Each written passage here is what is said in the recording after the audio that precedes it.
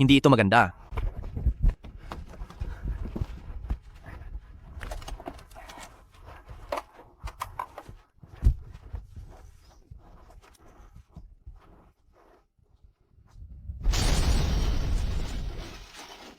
Buti na lang mabilis ako.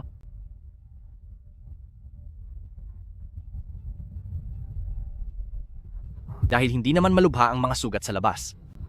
Pero bumaon ang mga tadyang niya sa lamang loob, kaya nagkaroon siya ng matinding internal bleeding. Sa ganitong lagay, hindi na niya maaabutan ang 911. Naalala ko na sa aking minanang karunungan, ay tila may kaalaman sa panggagamot.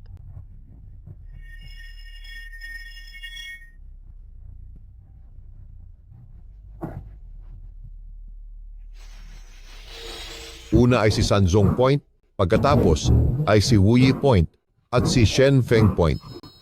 Siyam na araw na sagradong karayom, kontrolin ang daloy ng buhay at kamatayan at gamitin ang paraan ng siyam na siklo para pahabain ang buhay.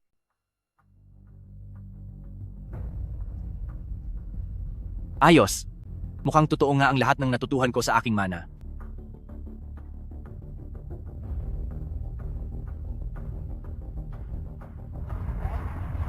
Isang banta sa buhay ito?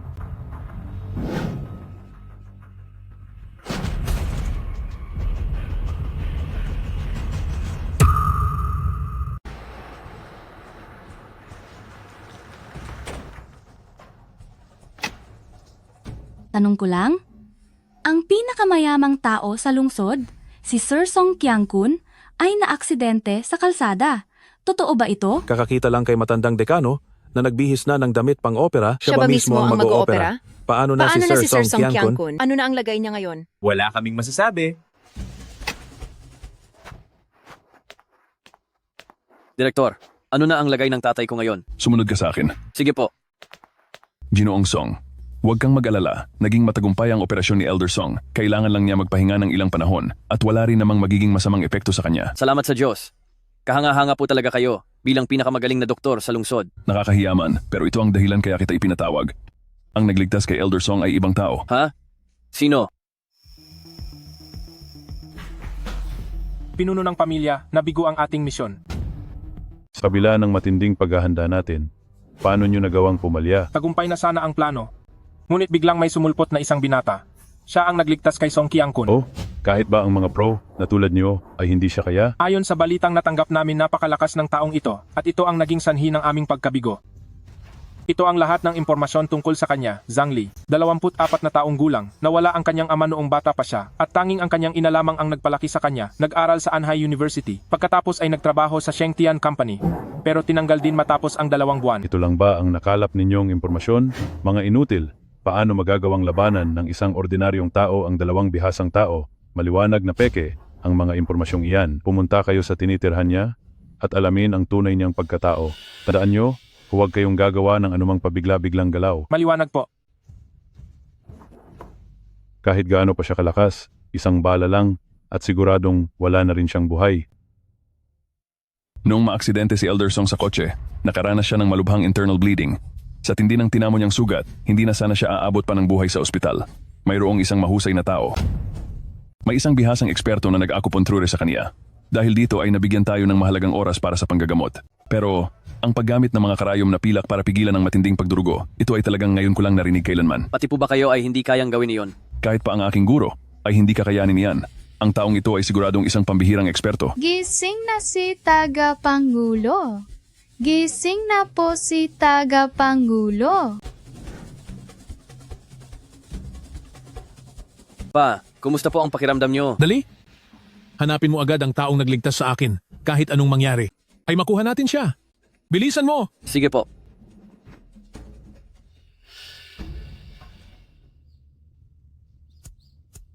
Qiang, malapit na ang ikalawang anibersaryo natin. Sabihin mo sa akin kung anong gusto mong regalo. Wag na. Huwag kang mag-alala sa pera, ibang-iba na ako ngayon. Siguradong. Maghiwalay na tayo. Anong sabi mo? Simula ngayon, girlfriend ko na si Qiang. Ayoko na ng buhay mahirap. Dahil si Zhao Tian ay ang kasalukuyang logistics manager ng Song Corporation bilang pangulo at sumusuweldo siya ng $500,000 kada taon. Yang Qiang, kahit mahirap lang ako, ay nagtitipid ako para mapakita ang tunay kong pagmamahal sa iyo? Hindi mo ba naisip ang ginawa ko para sa iyo? Hayaan mong ipakita ko sa iyo. kung ano ang ibig sabihin ng tunay na pagmamahal ng isang boyfriend. Kian, may $100,000 ang card na ito. Gastusin mo lahat ng gusto mo. Bata, kaya mo bang maglabas ng ganun kalaking halaga? Tingnan mo rin ang bag na ito na Chanel. Nagkakahalaga ito ng $50,000. Baka kahit magtiis sa gutom ang isang tao sa loob ng isang taon, ay hindi pa rin ito kayang bilhin? Ikaw.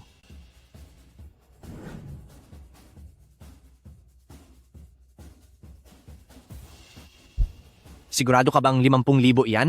At hindi 500 lang? Anong sinabi mo? Anong sabi mo?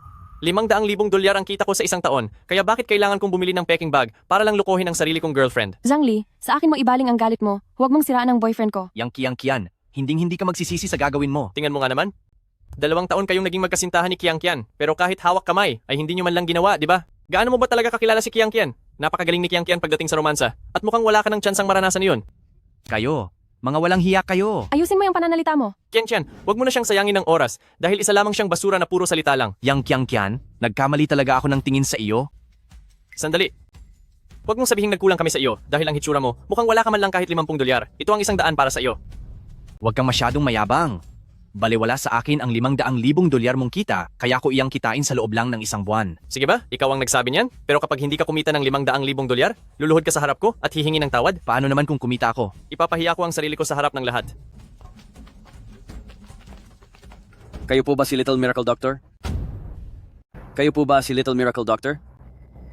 Sino ka? Magpapakilala lang po ako. Ako ang General Manager ng Song Corporation. Ang pangalan ko ay... Zhangli, balak mo ba akong patawanin? Para lang sa tinatawag na karangalan, kumuha ka pa talaga ng mga extra para lang magpanggap. Sino ba kayo? Wala kang karapatang malaman kung sino ako. Isa ka lang namang extra. Oo nga pala, sabi mo kanina na ikaw ang General Manager ng Song Corporation. Nagtatrabaho ako sa Song Corporation, bakit hindi kita nakikita doon? Hindi rin naman kita nakita doon. Siyempre, hindi mo ako nakita. Peking manager ka lang. Sabi mo ikaw ang General Manager ng Song Corporation. Kung ganoon, ako naman ang Chairman ng Song Corporation. Walang hiya ka? Iho, may kasabihan na mapapahamak ka sa iyong mga salita. Hindi ko alam kung narinig mo na yon. Naku, akala mo ba ay matatakot mo ako sa banta mong iyan? Sabihin mo sa akin, magkano ba ang ibinayad ni Zhangli para magpanggap kayo? $100? Masyado mo namang minamaliit ang bayad para lumabas si Ginoong Song. Nagbayad si Sir Zhangli ng $10 milyong para pumunta ako rito at makipagdrama sa kanya. Ito na talaga ang pinakamakatawang biro na narinig ko sa taong ito. Itong si Zhang ay kahit $5,000 ay hindi man lang mailabas. Tapos kukuha ng $10 milyong para magpanggap kayo. Tingnan mo muna ang sarili mo sa salamin. Mukha ka bang nagkakahalaga ng $10 milyong? Ang lakas ng loob mo. Binabalaan kita. Ako ang Logistics Supervisor ng Song Corporation. Subukan mong galawin ako. Sisiguraduhin kong magsisisi ka at malalagay sa gulo. Isang hamak na supervisor lang pala. Simula ngayon, tanggal ka na sa Song Corporation. Sige, mag-acting ka pa. Ituloy mo lang ang pag-acting mo.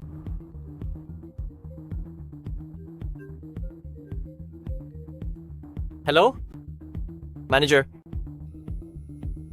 Ano? Anong sabi mo? Ginoong Song? Nagkamali ako. Ginoong Song, patawad po, pakiusap, patawarin niyo na po ako. Little Miracle Doctor, salamat po sa pagligtas sa ama ko. Nandito po ako ngayon para personal na magpasalamat sa inyo. Ama mo? Yung matandang lalaki sa aksidente kanina. Tama po kayo. Ito ang checking $10 milyong at may kasama ring isang Supreme VIP card ng Song Corporation. Kailangan niyo po itong tanggapin.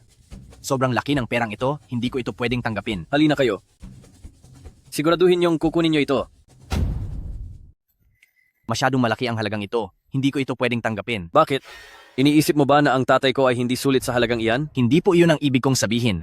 Dapat niyo po itong tanggapin. Para mamulat ang mga mata ng mga taong mapangmata. Tama po kayo. May nagsabi nga lang kanina, kapag kumita raw ako ng $500,000 sa loob ng isang buwan, kakain siya ng dumi habang naka-livestream. Oh? May nangyari palang ganoon? Kuya Lee, napakabait niyo pong tao. Patawarin niyo na po ako. Dapat marunong kang tumanggap ng pagkatalo. Kung hindi mo kayang gawin, ako na ang tutulong sa iyo. Kuya Lee? Kuya Lee? Sige, kung kailangan mo man ng anumang tulong sa hinaharap, kaming si Pamilyang Song ay handang maglingkod. Para sa araw na ito, mauuna na muna kami. Zhangli.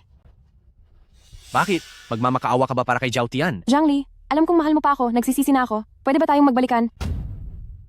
Umalis ka. Simula ngayong araw, magkanya-kanya na tayo ng landas at hindi na tayo magkakilala. Wala na tayong utang sa isa't isa. Zhangli.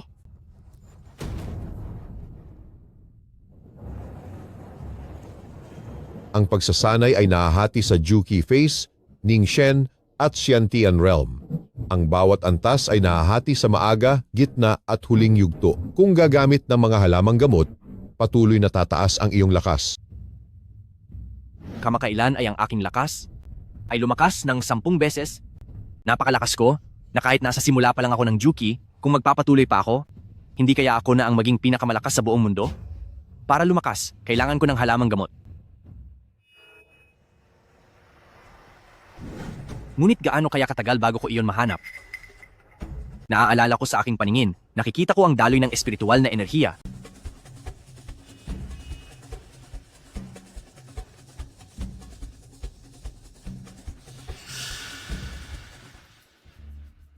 Hindi po ganoon, Lolo.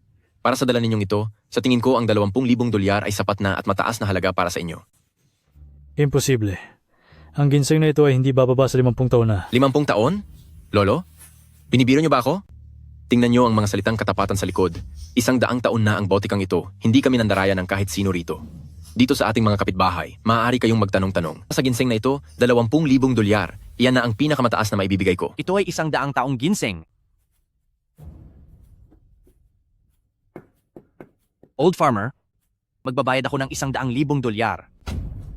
Magsasaka, magbabayad ako ng 100,000 dolyar. Bata, talagang nagpapaloko ka rito. Magsasaka, huwag kang makinig sa kanya. Iyang ginseng na hawak nyo ay isa talagang mahusay na bagay. Talaga po ba? Totoo po. Hay, mabuti naman at may nakakita ng halaga nito. Teka po, maghintay po kayo? Iti-transfer ko na ang pera sa inyo ngayon? Huwag, gusto ko ng cash. Tungkol sa pag-transfer na yan, hindi ako naniniwala riyan. Maghintay po kayo. Kukuha lang po ako ng pera. Maghintay po kayo sa akin. Matanda, mukha lang mahirap iyan. Nagpapanggap lang iyan. Sandali, nasaan na iyong matandang magsasaka kanina? Matagal na siyang umalis. Matagal nang umalis? Buisit. Hoy, likod na bahagi na ito ng tindahan. Sino ang nagpapahintulot sa iyo na pumasok dito? Hoy, matanda, ibebenta mo itong ginseng sa akin. Gusto mo man o hindi? Ibalik mo sa akin iyan. Para sa kaligtasan ng buhay ng asawa ko yan. Lalabanan kita. Matanda ka. Naghahanap ka talaga ng gulo. Ikaw na naman. Ikaw na naman? Ayos lang sana kung mapagmataas ang tindahang ito, pero paano nyo nagagawa ang ganitong klaseng kasamaan? Kunin mo ito. Salamat. Maraming salamat. Huwag kang mag-alala. Hindi niya magagawang saktan ka dahil nandito ako. Salamat. Maraming salamat. Tumayo ka. Kuya, dahan-dahan naman. Lumuhod ka. Humingi ka ng tawad. Ako? Sorry, patawad. Matapos kang manakit, sa tingin mo ba sapat na ang salitang sorry? Ano pa ba ang gusto mong gawin ko? Ang bawat pagkakamali ay dapat pagbayaran, at ang bawat pananakit ay dapat palitan ng pera. Kung hindi ka magbabayad, paparusahan kita ng matindi. Magbabayad ako? Oo, magbabayad ako. Magbabayad po ako. Lolo, mayroon pa po akong 100,000 dolyar dito. Ang perang ito ay pambayad ko na para sa binili kong ginseng. Kunin niyo na po ito at umalis na kayo. Iyo, maraming salamat sa iyo. Lolo, wag po kayong ganyan. Baka malasin ako niyan. Umalis na po kayo. Kung hindi ay baka hindi ka na niya paalisin mamaya. Bilis! Bata, maniwala ka man o sa hindi, katapusan mo na. Ah, anong klase laro ito? Ganito ba kayo makipaglaro? Pati simpleng magsasaka niloloko nyo, ang sama ng loob nyo, dapat lang naparusahan kayo ng matindi.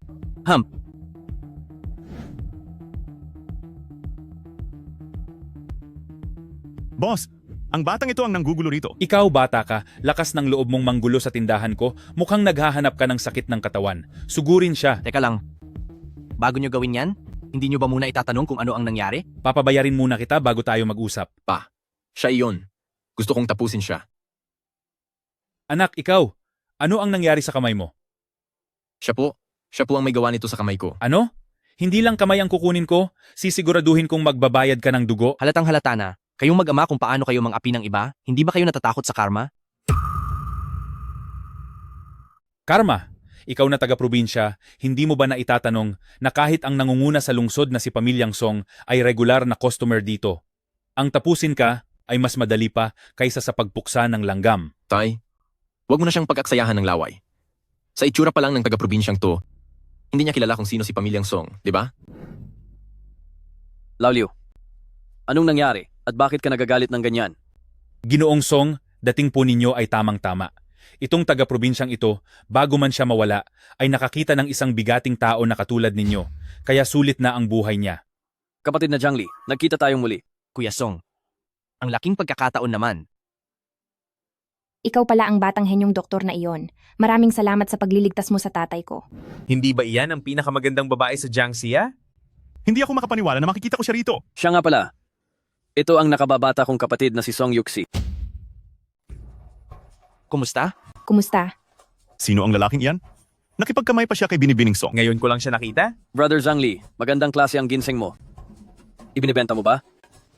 Pasensya na Kuya Song, pero kailangan ko po ito. Handa akong magbayad ng $800,000. Sana ay pumayag ka nang ibigay ito sa akin. Lintik naman. Akala ko $500,000 lang ang halaga ng ginseng na iyan, mali ba ako nang naging hula? Talagang kailangan ko po ito. Sa totoo lang, kailangan ko ang ginseng na ito para makatulong sa may sakit. Kung mababa pa ang presyong iyan, kaya kong ibigay ang $1,000,000. Ginoong Song, huwag po kayong magpauto sa kanya. Ang probinsyanong ito, $100,000 lang ang pambili niya rito kaninang umaga. Hindi iyan nagkakahalaga ng ganoon kalaki, siya ay. Ako mismo ang nakakita. Ang ibig mo bang sabihin ay isa akong tanga? Hindi po, pasensya na po. Bigan, alam kong hindi dapat kunin ang pag-aari ng iba.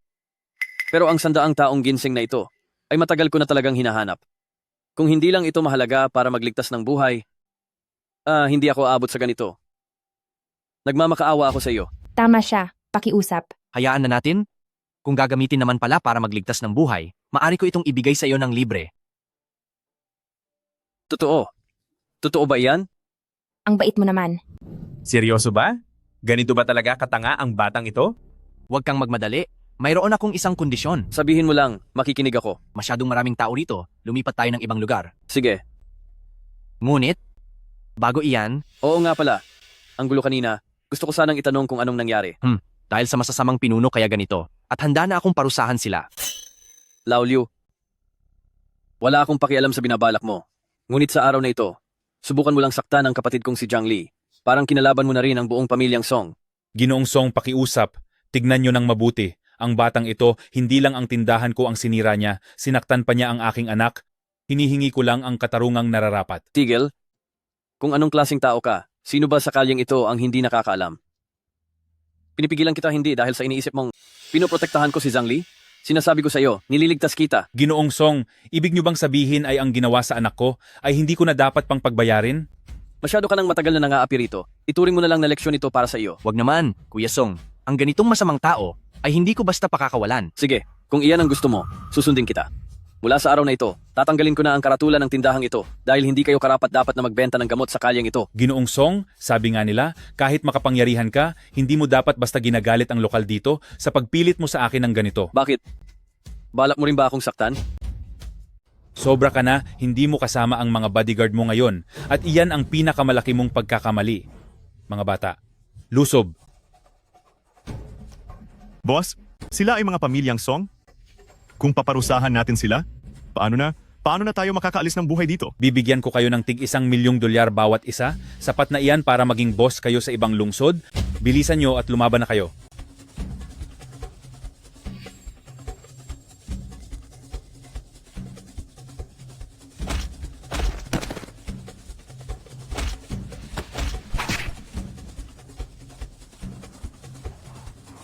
Sulong na.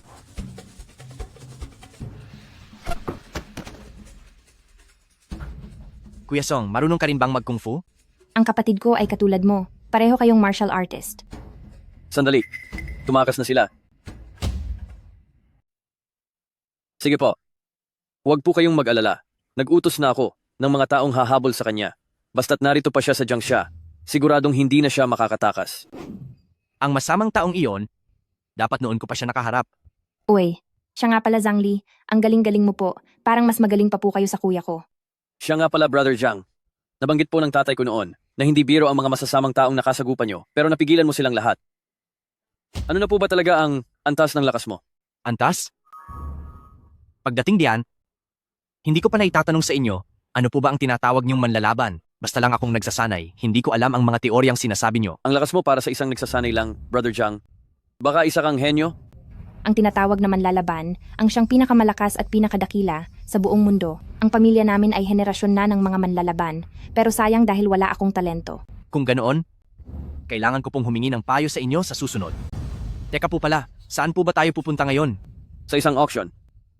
Di ba po kanina, noong ibinigay niyo ang ginseng sa amin, sinabi niyong mayroon kayong isang kondisyon? Sabi mo mahalaga sa iyo ang ginseng, kaya naisip ng kuya ko, na tiyak na hihingi ka ng tulong sa kanyang humanap ng kasing pambihirang halamang gamot, tama po ba?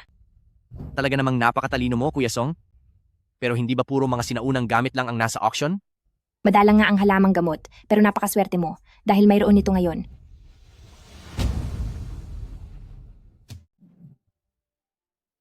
Dali, halika rito, bilis!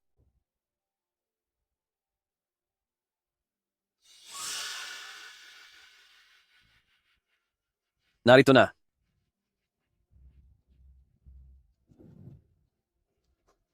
Sino ba yung lalaking mukhang taga-probinsya? Katabi talaga ni Goddess Song Yuxi ang lalaking yan. Kahit sino pa siya, kahit sinong maglakas loob na lumapit kay Song Yuxi, ay ituturing kong kaaway ni Wang Zan. Ginoong Song, kung hindi niyo mamasamain, sino po ang binatang kasama niyo? Siya si Zhang Li, isang magaling na doktor. Nakakatawa naman. Mukhang mas bata pa siya sa akin. Parang wala pa siyang sapat na karanasan. Ang taong iyan na mukhang taga-bundok ay tinatawag niyong magaling na doktor? Siguradong gumamit siya ng kung anong panlilin lang para lokohin si Ginoong Song at para lamang umangat sa buhay. At isa pa, siya ang espesyal na panauhin na inimbita ko sa pamilyang Song. Anong nangyari? Hindi ito posible. Sino ba talaga ang lalaking ito? Tumahimik ka na nga. Sa loob ng maraming taon, walang sino man ang naituring ni pamilyang Song bilang isang napaka-importanteng bisita. Siguradong may malakas na kapit ang lalaking iyan.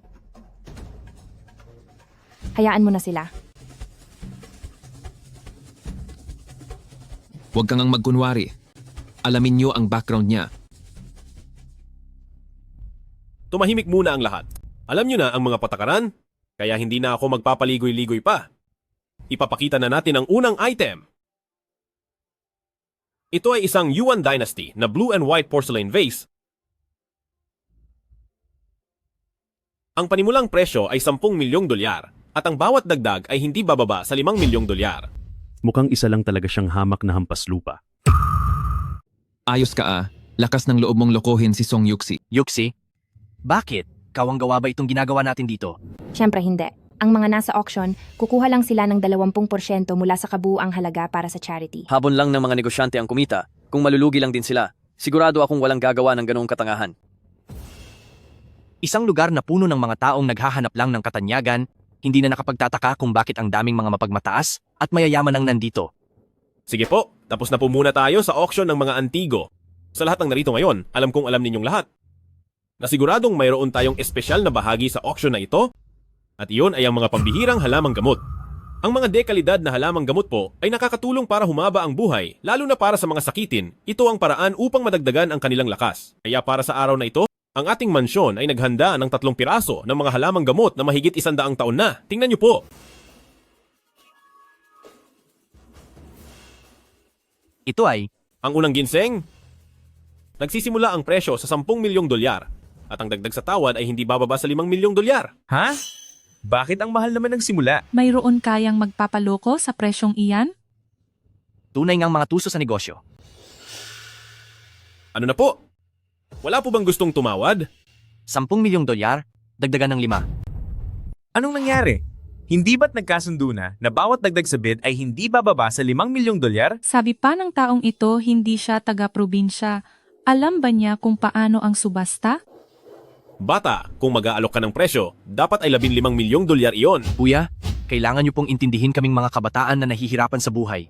Wala po akong gaanong pera, kaya 500 lang ang kaya kong idagdag. Ito ang patakaran? Pasensya na po. Sige na nga, kung ganoon ay tanungin niyo na lang sila kung sino pa ang gustong magpauto at magbayad ng pagkamahal-mahal. May mag-aalok pa ba ng presyo? Wala na bang ibang bid? Sige, susundin natin ang presyo ng batang ito, 10 milyon at 500 dolyar. Sarado na ang bidding. Teka lang. Mag-aalok ba kayo ng presyo, sir? Hindi naman ako doktor. Anong gagawin ko sa bagay na iyan? Pero, nagpa-imbestiga ako kanina. At mahirap lang ang pamilya ng taong ito. Imposibleng magkaroon siya ng ganoon kalaking pera. Sa tingin ko ay nanggugulo lang siya dito ngayon.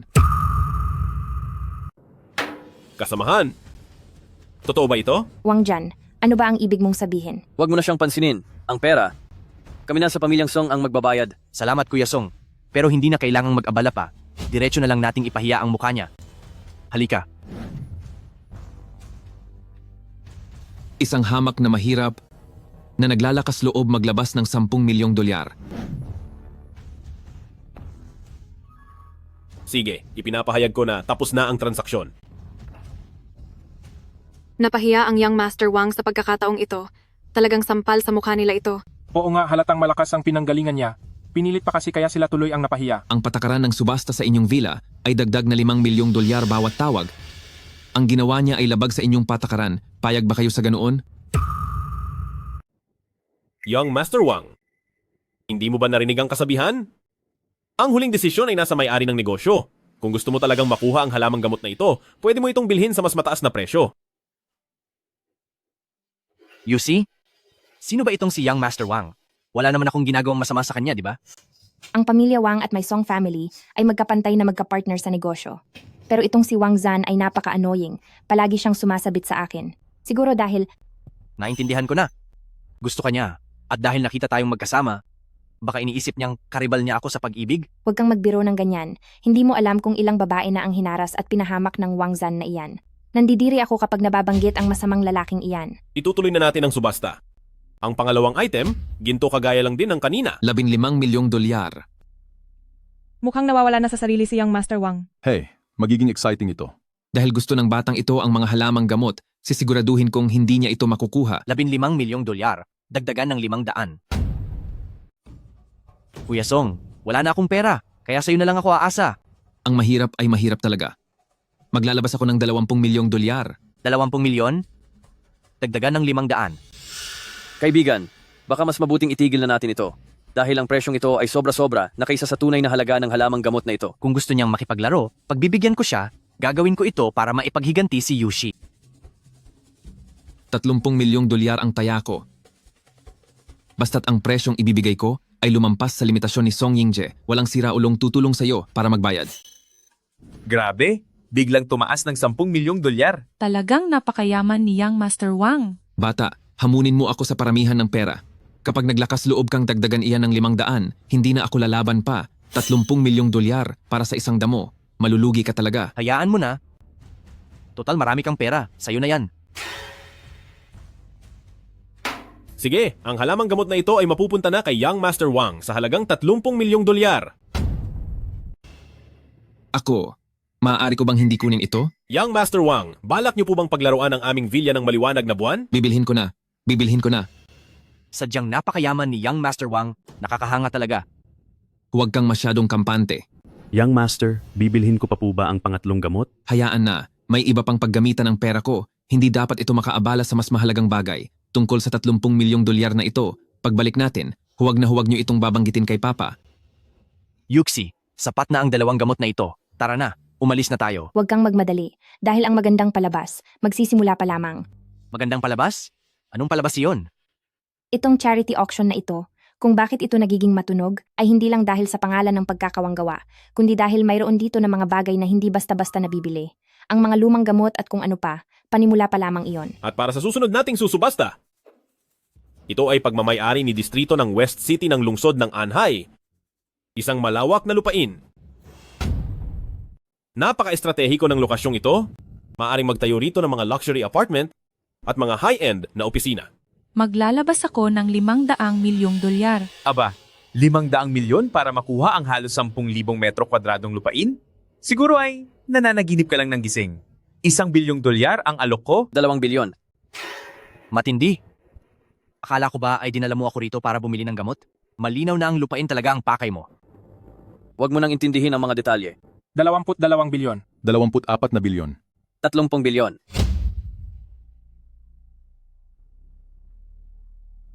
Ito na ba ang mundo ng mga sobrang yaman? 30 bilyon. Para sa unang pagkakataon, 30 bilyon para sa ikalawang pagkakataon, 30 bilyon para sa ikatlong pagkakataon. Sold! Tila may mali. Magkapantay ang katayuan ni na Pamilya Wang at Pamilyang Song. Wala silang dahilan para hindi lumaban. Ang susunod naman ay para sa ating pinakahuling item para sa auction na ito. Ano? Nagbibiro ba kayo? Ibinubunsod din pala ang subdivision na ito sa auction. Ito ay isang high-end subdivision na halos 80% na ang natapos. Ito ang Guangming Neighborhood. Napakaganda ng lokasyon nito at ang halaga ng bahay sa paligid ay nasa 10,000 dolyar, isa itong pambihirang oportunidad. Ang panimulang presyo ay $100 milyong lamang at bawat dagdag ay hindi dapat bababa sa $10 milyong. Kuya Song, 7 gusali sa halagang 100 milyon, isa itong napakalaking negosyo. Bakit? Wala bang gustong tumaya? Kahit hindi na 100 milyon, ibigay mo man yan ng libre. Hindi ko yan tatanggapin. Bakit? Ang Guangming neighborhood ay hindi katulad ng pangalan nito na mukhang maayos. Isa itong isinumpang lugar. Sinumang bumili nito ay siguradong mamalasin. Tataya ako ng $110 milyong. Seryoso ba siya? Isinumpang lugar iyan. Kahit mabili mo pa iyan ngayon, sa tingin ko ay wala ring bibili sa lugar na iyan. Isang malaking pagkalugi iyan. $120 milyong. Pare, hindi ito ang tamang oras para magkaroon ng alitan. Hindi dapat bilhin ang bagay na ito. Wala akong oras para makipag-away sa iba. Nakikita ko lang ang halaga ng subdivision na ito. Sa tingin ko ay magbibigay ito sa akin ng malaking balik na kita. Pero kilalang kilala ang lugar na ito bilang malas at delikado. Baka manganib pa ang buhay mo riyan. Ilang taon nang pinamumugaran ng masasamang elemento ang lugar na iyan. Noon ay may 2 boss na sumubok dyan. Ang isa ay nawala at ang isa naman ay nabaliw. Para sa inyo, ang lugar na ito ay maaaring mapanganib. Pero hindi ako naniniwala sa ganyang mga sabi-sabi. Ang taong ito, hinayaan lang ang napakaraming magagandang lugar kanina, pero ang abandonadong lugar na ito, na walang may gusto ang pilit niyang inaagaw, siguradong may kakaiba rito. Hoy bata, ang Guangming neighborhood na ito ay hindi mo kayang tapatan. Gusto mo rin bang mangyari sa iyo ang kinasapitan ng mga dating may-ari? Kung ganoon, bakit mo gustong bilhin ito? Marami akong pera, gagawin ko itong bodega, bakit hindi ba pwede? $130 milyong. $140 milyong. $150 milyong. $200 milyong. $200 milyong. Sa lugar na walang gustong kumuha, kahit $100 milyong, maglalabas siya ng $200 milyong? May napansin kaya siyang hindi natin alam? Kaibigan, hindi dapat ganito gastusin ang pera. Huwag kang mag-alala, hindi ako malulugi rito. Ang subdibisyong nagkakahalaga ng bilyon-bilyon ay nabili ko lang ng $200 milyong, napakalaking kita nito. Gusto mo pa bang ituloy ang laban? Ang galing mo. Sige, sa iyo na ang subdibisyong ito. Pero kailangan kitang babalaan muna, baka mamaya pumasok ka roon at malagutan ka ng hininga dahil sa mga nahuhulog na bato. Lagot na, akala ko pa naman ay siguradong sa akin na ito, $200 milyong lang ang hiningi kong budget kay tatay. Huwag kang mag-alala, kahit mawala pa ako sa mundong ito, hinding-hindi mapupunta sa iyo ang subdibisyong ito. Gigibain at gagawing warehouse? Walang maniniwala riyan. Kaya lamang ito naging haunted at maraming insidente, dahil siguro ay pakana iyon ng pamilya nyo. Kukunin nyo sa murang halaga, linisin ng masamang imahe, pagkatapos ay ibebenta nyo sa mahal na presyo. Napakalaking tubo nga naman yan, hindi ba? Dahil wala nang iba, ipinapahayag ko, ang titulo ng Guangming neighborhood ay pagmamay-ari na ni Ji Zhangli. Dito na po nagtatapos ang ating subasta para sa araw na ito. Kuya Song, utangin ko muna ang $200 milyong na ito. Hindi pa tapos ang Guangming neighborhood, mukhang kakailanganin pa ng puhunan, kaya mangungutang pa ulit ako. Kaibigan, walang problema sa pera. Pero itong gagawin mo. Zhangli, bakit mo ba binili itong Guangming neighborhood? Hindi ka ba natatakot sa peligro? Siyempre natatakot akong mawala, ngunit ang nakakatakot na pangyayaring ito ay malaking posibilidad na gawa lamang ng tao. Kayong lahat siguro ay naloko na nila. Ang ibig mo bang sabihin ay si Pamilya Wang? Nag-imbestiga na kami dati, subalit. Ang problema lang, balak din noon ni Pamilya Wang na kunin ang gusaling ito. Pero ang mga taong pinadala nila para magsuri, pagkabalik nila, ay may isang nawala, kaya parang walang dahilan para gawin nila iyon, di ba? Tsaka isa pa, isantabi muna natin ang tungkol kay Pamilya Wang. Tingin mo ba, may kakayahan kang ayusin ang problema kay Guangming neighborhood? Sa ngayon ay hindi ko pa alam ang tunay na sitwasyon sa loob, kaya kailangan ko muna itong puntahan at tingnan. Ano? Gusto mo pa talagang tingnan? Siyempre naman, kung hindi ako pupunta, paano ko malalaman kung ano ba talaga ang nangyayari doon? Hoy bata, mukhang nagpakitang gilas ka ngayong araw ah. Napakagilas mo naman. Wala kang pakialam. Wang Jan, ano ba ang binabalak mo? Ilang isang tunay na lalaki, anong klaseng galing ang magtago sa likod ng isang babae? Kung may galing ka rin, di magtago ka rin dito. Hayop ka. Brother Wang, ngayon lang nagprotekta ng tao ang kapatid ko. Ito ang unang pagkakataon. Kuya, anong sinasabi mo riyan? Yuxi, binili ng taong ito ang Guangming neighborhood. Sa tingin ko, ay baka hindi na siya magtatagal. Pinapayuhan kitang lumayo sa kanya. Kung hindi ay baka ikaw rin ang parusahan. Ang mga desisyon ko ay wag mo nang pakialaman. Mas mabuting intindihin mo ang sarili mo. $30 milyong ang binayad mo para sa iisang gamot. Mag-ingat ka dahil baka pagbayarin ka ng tatay mo pag-uwi. Bata, ano ba ang ginawa mo kay Yuxi at napasunod mo siya? Ano bang sinasabi mo? Malinis ang ugnayan namin ni Zhangli. At ikaw, wag mo siyang tawagin na parang kung sino ka lang. Sige, Zhangli, maging tapatan na tayo. Kung matapang ka talaga, makipagpustahan ka sa akin. Sige, itataya natin ang pagmamay-ari ng Guangming neighborhood? Eksakto. At ano naman ang itataya mo? Ang gamot nakakuha ko lang. Alam mo, ikaw, maayos naman ang pananamit mo, pero may problema ang utak mo, pero mukhang wala kang pera para magpagamot. Oo nga pala, may kakilala akong ilang dalubhasa sa mental hospital. Gusto mo ba? Ilakad kita ng libre. Walang hiya ang lakas ng loob mong insultuhin ang Zanjay ko. Ano ang gusto mong mangyari? Simple lang, $200 milyong cash, pati na ang gamot na iyon. Nagbibiro ka lang. Ikaw ang unang nagbiro sa akin. Kung tataya ka, tumaya ka na, pero kung hindi, umalis ka na. Tara na. Sige, tataya ako.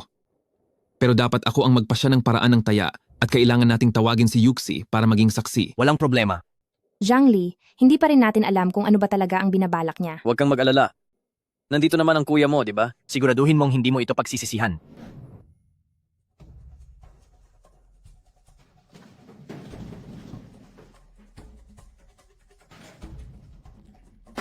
Uy, narinig kong magaling daw siya sa dice. Kaya mo ba siya? Hindi pa nga tayo nagsisimula. Paano mo nasabing hindi ko siya matatalo?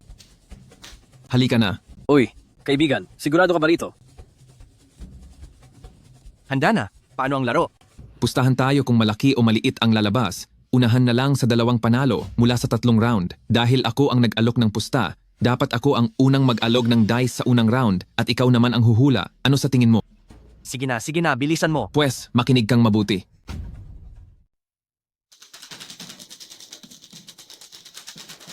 Anong ginagawa nila? Sinisira nila ang pandinig. Hindi ba pandaraya yan? Mataas o mababa? Mababa. Napakagaling hulaan ng batang ito. Pasensya na, 12 puntos, mataas. Bakit parang ang malas mo yata? Mukhang hindi ka sinuswerte ngayon, bata. Para sa ikalawang laban, ikaw ba o ako na ang mauna? Ituloy mo lang. Sige, hindi na ako magtititira.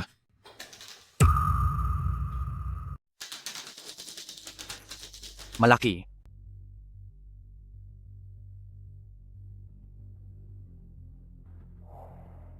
Hindi ito maaari. Zhangli, tama ang hula mo sa pagkakataong ito. Zanjay, ito. Paano itong nangyari?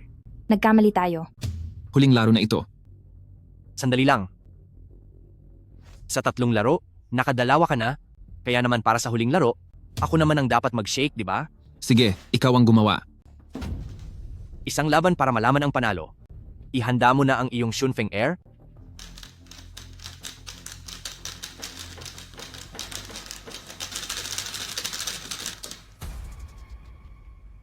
Hulaan mo, malaki o maliit? Maliit. Tingnan mo nang mabuti. Anong kalokohan ito? Zanjay, baka bitag lang ito? May bitag man o wala, buksan niyo para malaman. Wala akong pakialam sa binabalak mo. Sa buong lugar na ito, wala pang nakakatalo sa akin sa pagdadais. Bata, siguradong talo ka na. Zanjay, anong nangyayari? Imposible. Lahat kayo, salamat sa inyong ibinigay. Heto ang bank card ko. Ikaw, ang galing mo naman. Paano mo nagawa yon? Ang husay! Nandadaya ang batang ito. Hindi ito pwedeng ituring na panalo. Walang bisa ang laban na ito? Ulitin natin. Sige lang, papatunayan ko sa inyong lahat ang katapusan nyo ngayon. Waiter, magdala ka pa ng isang set ng dice. Kung hindi mo pa rin mahuhulaan ng tama, sumunod ka na lang sa usapan at tanggapin ang pagkatalo. Kayong mga madadaya, ayos lang kapag kayo ang nananalo. Pero kapag iba na ang nanalo, hindi na pwede. Sa tingin ko wala nang saysay na magpatuloy pa sa laban. Zhangli, hindi mo na dapat silang pinagbibigyan. Huwag kang mag-alala, maiiyak din sila mamaya.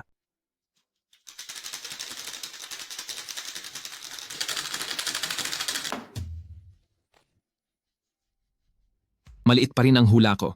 Kung ganoon, bubuksan ko na. Huwag ka nang magtagal. Buksan mo na. Tignan nyo ito. Panalo. Hindi ito maaari. Nandaraya ka. May ebidensya ka ba? Pwede ko ring sabihin na nandaya ka sa unang pagkakataon. Zanjay, huwag ka nang makipag-usap sa kanya. Tapusin na natin siya agad. Ang lakas ng loob mo. Ngayon sa harap mismo ni Yuxi, bibigyan kita ng leksyon. Tigil. Ano? Hindi nyo ba tanggap na talo kayo? Song Ying-jae, alam kong isa kang martial artist, pero ano naman ngayon? Ang pakay lang namin ay si Zhang Li. Kapag nakialam ka, magiging gulo ito sa pagitan ng ating mga pamilya. Gusto mo ba talagang palalain ang sitwasyon? Maniwala ka sa akin. Wala akong balak na makialam sa bagay na ito. Pinapayuhan lang kita na mag-isip ng mabuti. Anong mag-isip ng mabuti? Sugurin siya.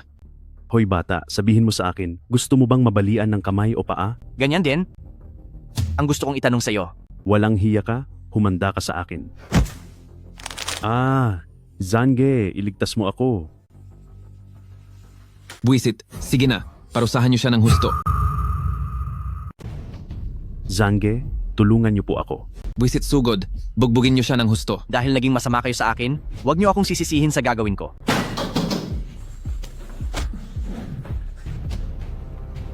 Zhang Li, tila minaliit ka namin. Ngayon, akong black belt na may 500 ang lalaban sa iyo. Zange, ubusin mo siya. Loko-loko ka, akala mo ba talaga napakagaling mo na? Paluluhurin kita sa harapan ko. Inakala mo bang ang nakaharap mo ngayon ay...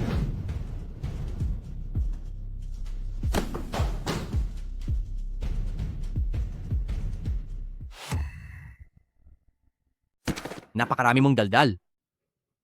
Ibibigay mo ba ang pera o hindo? Bitawan mo ako. Mukhang hindi mo pa talaga pinapakinggan ang sinasabi ko. Gusto mo bang ibigay ang pera? O mawalan ng daliri? Huwag mo akong takutin. Ako ang young master ng pamilya Wang at may gana ka pang hawakan ako? Zhang Li, baka pwedeng hayaan na lang natin ito. Kung ako kaya ang napa sa kamay niya, tingin mo ba hahayaan niya lang ako? Kahit sa harap ninyong mga pamilyang Song, may lakas siya ng loob na parusahan ako. Paano pa kaya kung nang-api siya ng mga ordinaryong tao na walang kalaban-laban, gaano kaya siya kalupit? Ang ganitong uri ng mayaman, siguradong simula pagkabata ay walang nagturo sa iyo kung paano maging mabuting tao, hinding-hindi kita pagbibigyan. Wang Jian, ngayon ay tuturuan kita ng leksyon. Ang katayuan mo at ang pagtanggap mo sa iyong pagkatalo ay magkaibang bagay. At ang katayuan mo at ang pang-aabuso mo ay lalong magkaibang bagay. Kapag nagkamali ka, dapat kang managot. Sige, tapusin mo na ako kung kaya mo. Janje, bakit hindi na lang kaya tayo magbayad? Hindi kailanman ako susuko. Ikaw na hamak na taga-bukid na walang respeto. Sige, at parusahan mo ako. Wala akong perang ibibigay. Handa akong harapin ang kahit ano. Kaya sige, ituloy mo lang. Huwag kang mag-alala. Mabuti akong mamamayan. Bakit ko naman gagawin ang ganoong bagay? Pero alam ko, mayroong paraan para pagsisihan mo ang iyong buhay. Halimbawa, gagawin kitang walang silbi. Isa kang demonyo. Tama ka riyan. Ang isang taong tulad ko ay mabilis mawalan ng pasensya, kaya huling tanong ko na ito. Ang pera ba? Ibibigay mo na? O hindi po? Ako. Magbabayad na po ako. Kuya Song, mukhang ang utang kong 200 milyong dolyar ay mababayaran ko na agad. Kuya Lee, wala ka nang kailangang sabihin pa. Ituturing na kitang kuya mula ngayon. Sa loob lang ng isang araw, naubos mo ang 200 milyong dolyar. Pero nabawi mo rin ito sa loob lang ng isang araw. Naniniwala akong sa mundo ng negosyo ay wala pang malaking tao ang kayang gumawa niyan maliban sa iyo. Janje, gising. Wala na sila dito. Ako. Pagbabayarin ko siya. Zange, pumunta na po muna tayo sa ospital. Bahala ka dyan. Tungkol sa nangyari ngayong araw, walang sinuman ang dapat magsalita. Kung hindi ay magiging katatawanan ako ng buong lungsod. Huwag po kayong mag-alala. May alam akong isang pribadong ospital na walang makakaalam. Tara na.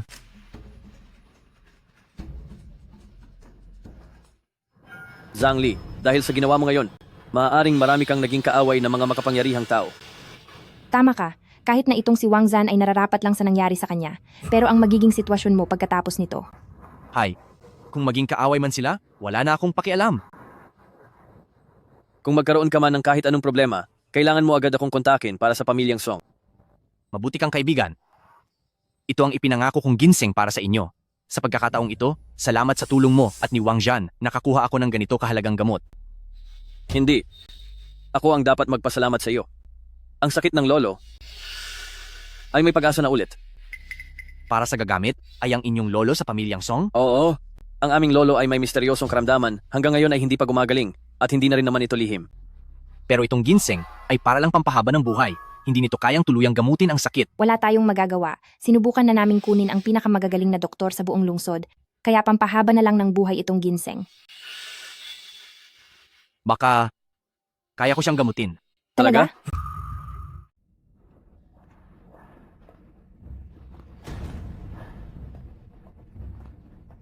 Sino ba ang taong ito? Hindi ko po alam. Sina Young Master at Young Mistress? Bakit sila nagdala ng isang taong bukid dito?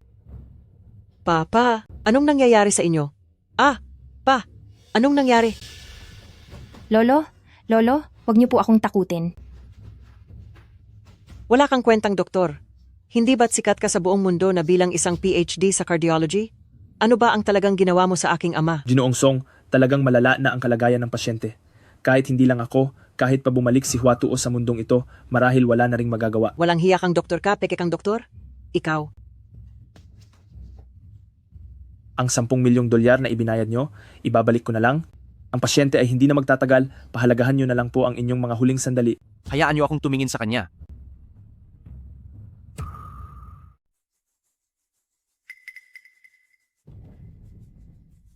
Sa totoo lang, may pag-asa pa. Saan naman nanggaling ang bastos na batang ito? May karapatan ka bang magsalita rito? Hindi pa tuluyang wala ang pasyente, kaya para magbigay ng conclusion ngayon, sa tingin ko ay masyado pang maaga. Sino ba ang taong iyan? Tiyay, siya ang nagligtas kay ama noon, ang batang mahusay na manggagamot. Sa itsura ng pananamit niya, baka isa lang siyang manloloko. Nakakatawa talaga.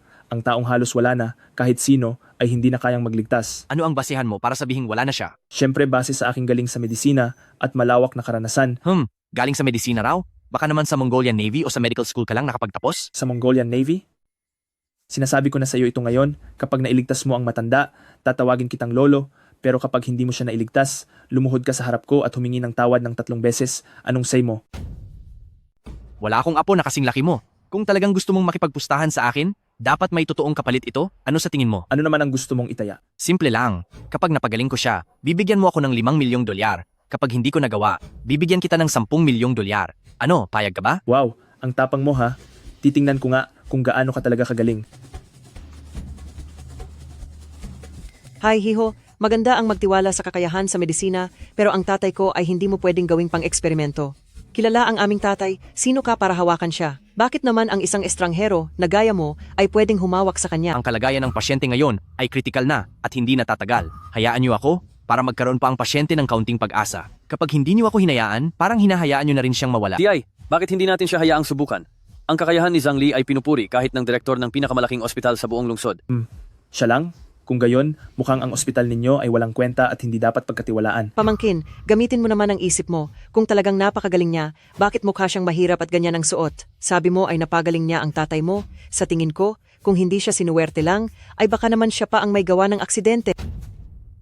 Tiyay, delikado ang kalagayan ni Lolo ngayon. Subukan na natin ang lahat ng paraan. Mag-iwan tayo ng kahit kaunting pag-asa. Pamangkin, ano ba ang sinasabi mo? Ha? Sa loob ng maraming taon, marami na tayong nakilalang manloloko, di ba? Susubukan ang lahat? Sa tingin ko ay katulad ka lang ng tatay mo, talagang hindi niyo pinahalagahan ang buhay ng matanda. Tiyay, bakit ganyan ka magsalita? Ganyan magsalita? Malubha na ang sakit ni Lolo. Nasaan ba ang tatay mo, ha? Ito ay, sa opisina, marami pa pong inaasikaso. Sa tingin ko ay ang tatay mo, mula nang manahin niya ang negosyo, ay parang gusto na niyang mawala ang matanda. Ikaw. Lolo! Wala na sa maayos na lagay ang pasyente. Kung gusto mo pa ng pag-asa, ikaw na ang magdesisyon. Kahit na mawala pa si Papa ngayong araw, hindi ko papayagan ang isang hamak na tulad mo na hawakan ang katawan niya. Nagtitiwala ako kay Zhang Li. Ate, bumalik ka pa galing sa ibang bansa? Hindi ba't para humanap ng paraan na gamutin ang matanda? Ngayon, nandito na ang pag-asa, huwag mo itong sayangin. Papa. Ikaw ba yan? Kumusta ang pakiramdam mo? Salamat po dahil tinulungan niyo ako. Dahil po sa inyo, magaling na ako. Sige. Anong nakakatawa? Ang gusto ko ay maligtas ang buhay niya, hindi ang mapahamak siya. Little Miracle Doctor, ang sakit ng tatay ko, gaano ka kasigurado na magagamot mo siya? 80%. 80%? Seryoso ka ba talaga sa sinasabi mo? Isipin mo na lang muna. Kung paano mo makukuha ang 5 milyong dolyar para sa akin. Sige. Subukan mo. Kung may mangyaring masama, ate, ibibigay ko na ang pamilyang Song sa iyo. Sige, tandaan mo, sinabi mo iyan. Panoorin niyo ito. Akala ko pa naman kung sino ng importante ang nandito. Hindi ko inakalang isa lang pala siyang mababang klaseng doktor ng tradisyonal na medisina.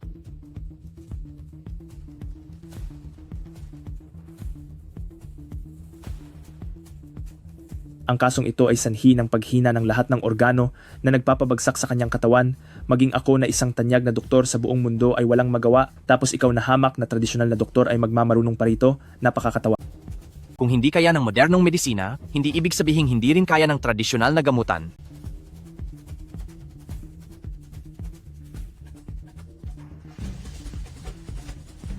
Gumalaw si Lolo.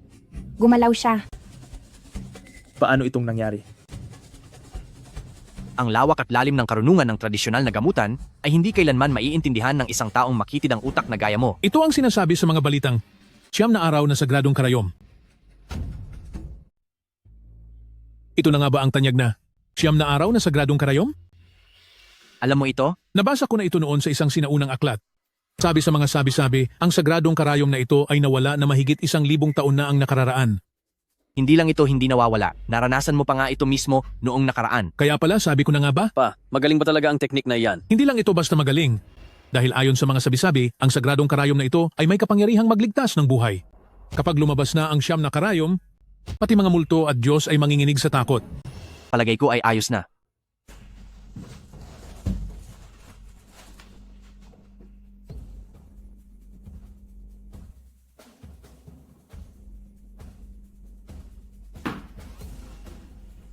Sige, wala nang dapat ipag-alala. Anong kalokohan yan?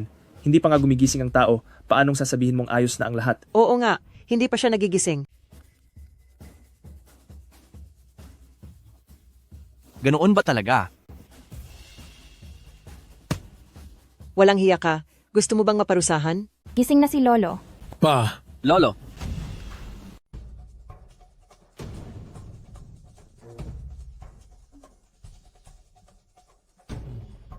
Huwag niyo siyang sisisihin.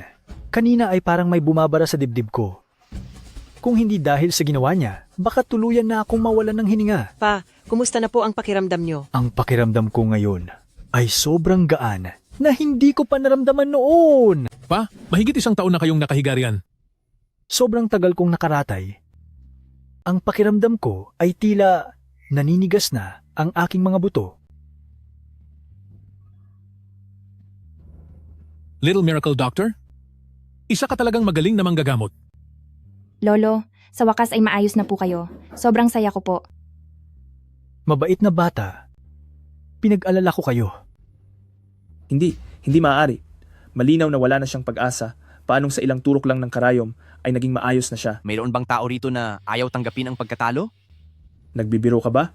Baka huling lakas na lang niya iyan. Hindi pa sigurado kung sino ang talo. Kailangang suriin ang matanda ng isang buong body check-up. Ano pa bang dapat suriin? Kilala ko ang katawan ko, kaya hindi na kailangan magpa-check up pa. Pa, tingin ko ay may punto ang sinasabi niya. Nariyan naman na ang mga kagamitan para sa check-up, kaya magpasuri na po kayo. Lolo, magpasuri na po kayo please. Sige na nga. Susunod na ako sa apo ko. Halika rito Lolo, maupo po kayo.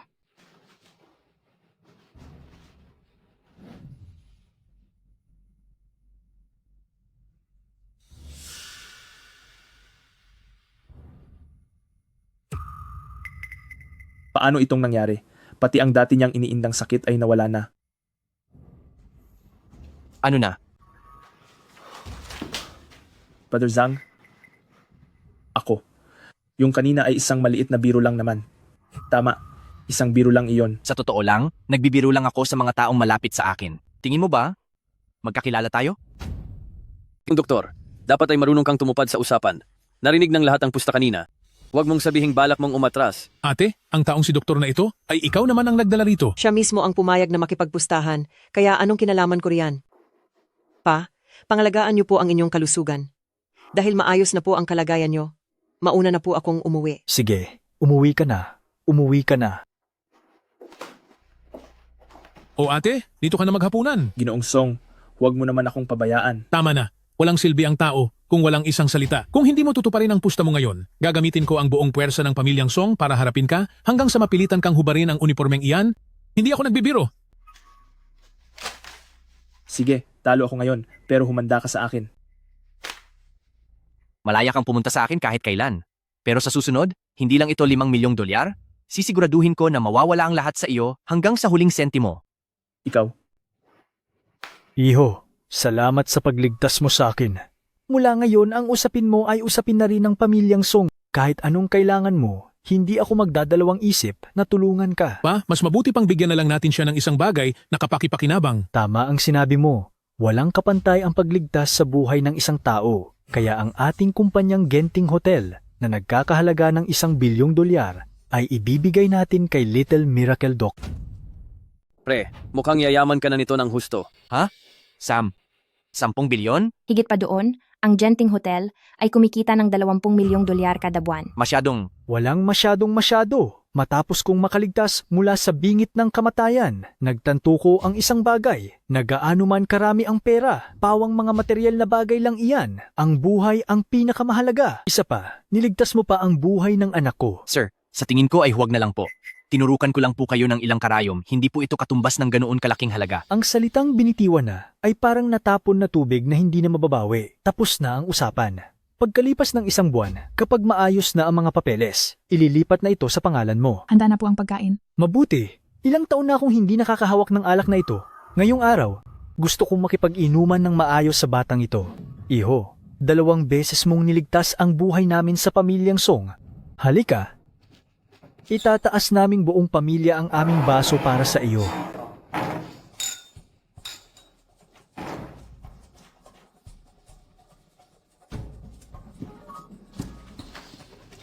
Sa tingin ko po, ang mga nangyari sa inyong dalawa ay posibleng iisang problema lang. Ano ang ibig mong sabihin? May isang bagay po akong dapat sabihin sa inyo. Nagtataka na ako noong una pa. Bilang isang bihasa sa sining ng pakikipaglaban, dapat ay malakas ang iyong pangangatawan. Pero bakit kayo tinatamaan ng ganitong klaseng kakaibang sakit? Hanggang sa ginagamot ko na kayo, siya ako nalaman na sa loob ng inyong katawan mayroong nananalaytay na lason. Kaya po, inanlalason po sa inyo.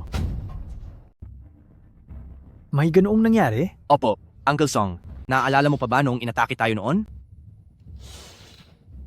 Bago ako mawalan ng malay noong araw na iyon, nakita kitang sinalag ang masamang tao para sa akin.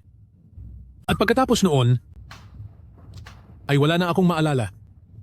Noong araw na iyon. Sino ang batang ito na nangahas na makialam? Kayong dalawa? Kayo ba ay mga masasamang tao na parang sa mga nobela? Sinasabi ko sa inyo, labag sa batas ang manakit ng kapwa. Kayo. Tapusin niyo na silang pareho. Gawa ba sa tokwa ang mga kamay niyo? Ang lakas ng loob mo.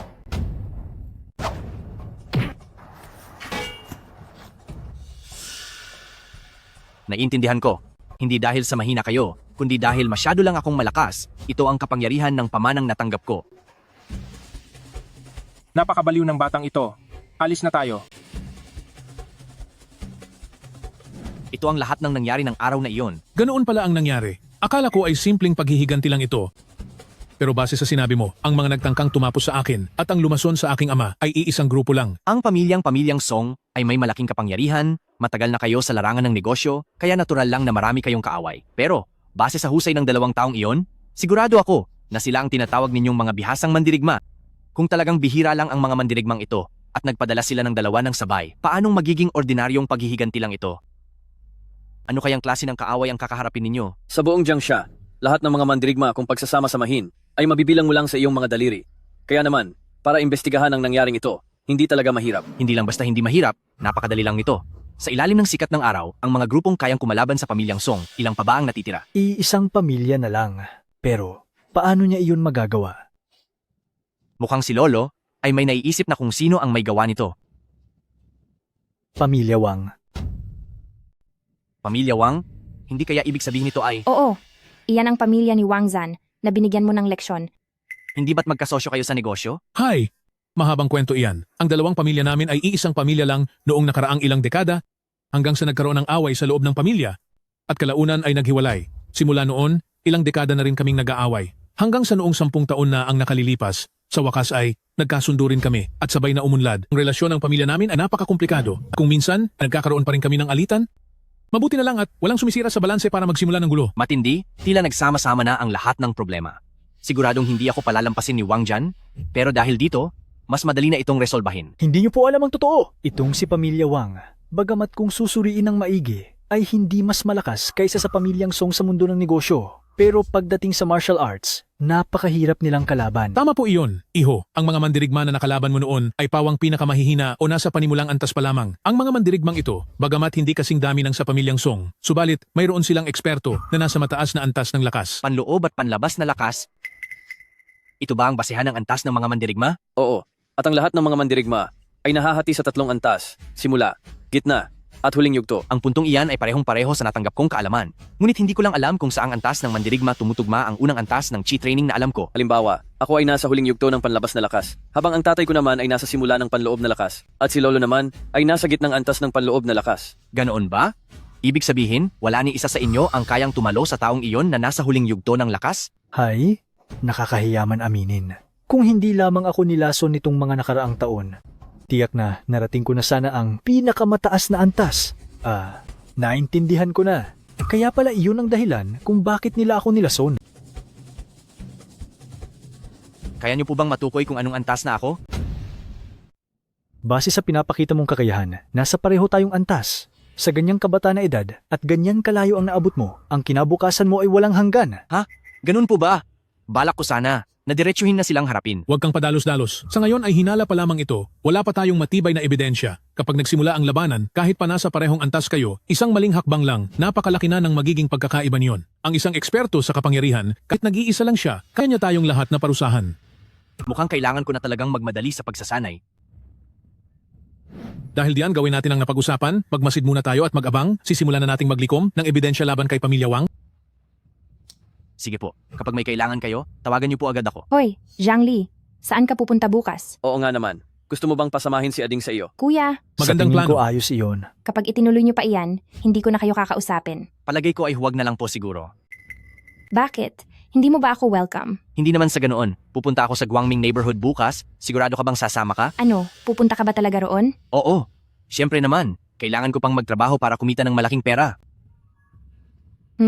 Sige, sasama ako. Boss, gumaling na po ang matandang si Pamilyang Song. Paano mangyayari iyon? Walang sino man ang makakagamot sa lason na iyon. Sabi nila, isang manggagamot sa Chinese medicine ang nakapagpagaling sa kanya. At ang pangalan niya ay Zhang Li. Zhang Li, bakit siya na naman? Bakit hindi pa bumabalik si Wang Zhan mula sa subasta? Puntahan mo siya at pabalikin dito, may mahalagang bagay tayong dapat gawin. Balita po ay si Young Master dahil naagaw sa kanya ang Guangming neighborhood, kaya natatakot siyang humarap sa inyo. Walang kwenta. Sino ang umagaw niyon? Tila ba ang pangalan din niya ay Zhang Li din po? Buisit, bakit si Zhang Li na naman?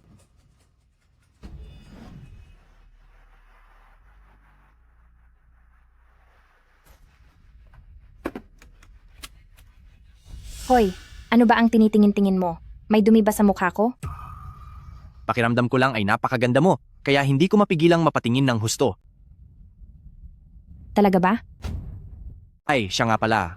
Pwede mo bang ikwento sa akin ng mas detalyado ang tungkol sa Guangming neighborhood? 3 taon na ang nakalipas simula nang itayo ang subdibisyong iyon. Ang una, normal ang lahat. Mabilis maubos ang mga bahay. Noong pumasok ang 2 taon, nagsimula sa pagkaputol ng mga lubid, may ilang trabahador na hindi inaasahang nahulog at nawala na.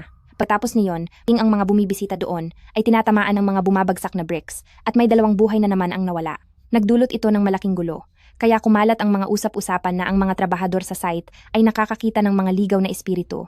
Sinasabi nila na tuwing gabi, may mga aninong pakalat-kalat doon, kaya natatakot at umaalis ang mga tao. Hindi ba gumagawa ng paraan ang boss ng subdibisyong iyan? Gumagawa naman, pero anong magagawa niya? Takot nang pumasok ang mga trabahador. Mga nakabili na ay gustong bawiin ang pera nila. Ang mga supplier naman ay sabay-sabay na naniningil.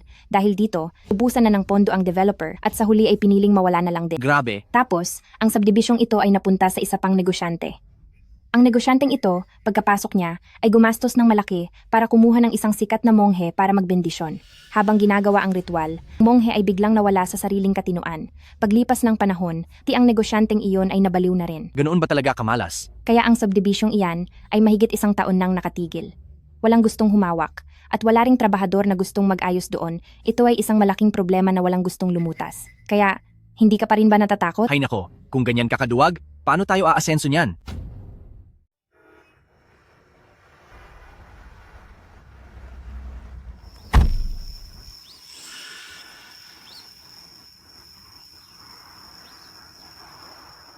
Haze, bakit sobrang lamig dito? Mabuti pang bumalik na lang tayo. Nandito na rin lang tayo? Hindi ba dapat ay tumuloy na tayo sa loob? Gusto mo bang maghintay na lang sa loob ng sasakyan? Ha? Wag, ayoko. Nakakatakot namang mag-isa dito sa sasakyan. Sasama ako sa'yo. Tara na. Halata naman? Mula sa pagdisenyo at paggawa, pati na sa mismong konstruksyon, ang Guangming Subdivision ay talagang isinaayos base sa pinakamataas na pamantayan. Maganda rin ang lokasyon ng subdivision, lapit sa bundok at sa katubigan, di kalayuan, ay mayroong artipisyal na lawa, gay na bagay para sa paglilibang. Ang mga malalapit na elementarya, sekundarya, at malalaking mall ay kumpleto na rito, kaya talagang masasabi nating nandito na ang kailangan ng karamihan sa pang-araw-araw na buhay.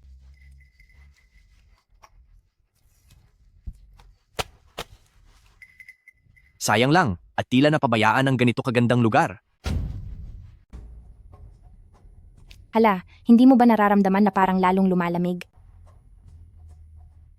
Yin Gathering Array? Hindi ko akalaing may marunong pa palang gumawa ng formation sa panahon ngayon. Ang sentro ng formation dapat ay may 4. Mukhang interesante ito. Sige, magpatuloy na tayo.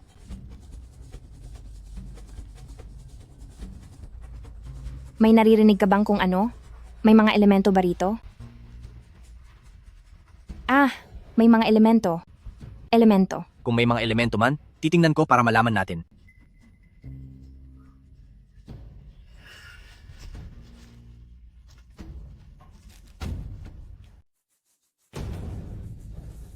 Sino kayo?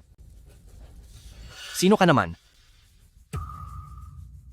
Ako ang administrador dito. Kung wala kayong kailangan ay umalis na kayo. Hindi maganda ang lugar na ito. Administrador? Administrador? Itong Guangming neighborhood, kailan pa nagkaroon ng administrador dito? At kung administrador ka nga, dapat ay maayos man lang ang itsura mo at malinis ang suot mo, di ba? Ano naman pakialam mo kung malinis ako o hindi? Kung gusto ninyong mapahamak ay manatili kayo rito, huwag niyo akong sisihin kapag hindi ko kayo nabalaan sa panganib. Sa tindi ng masamang enerhiya rito, bakit parang ayos lang siya? Tao ba siya o multo? Halika, sundan natin siya.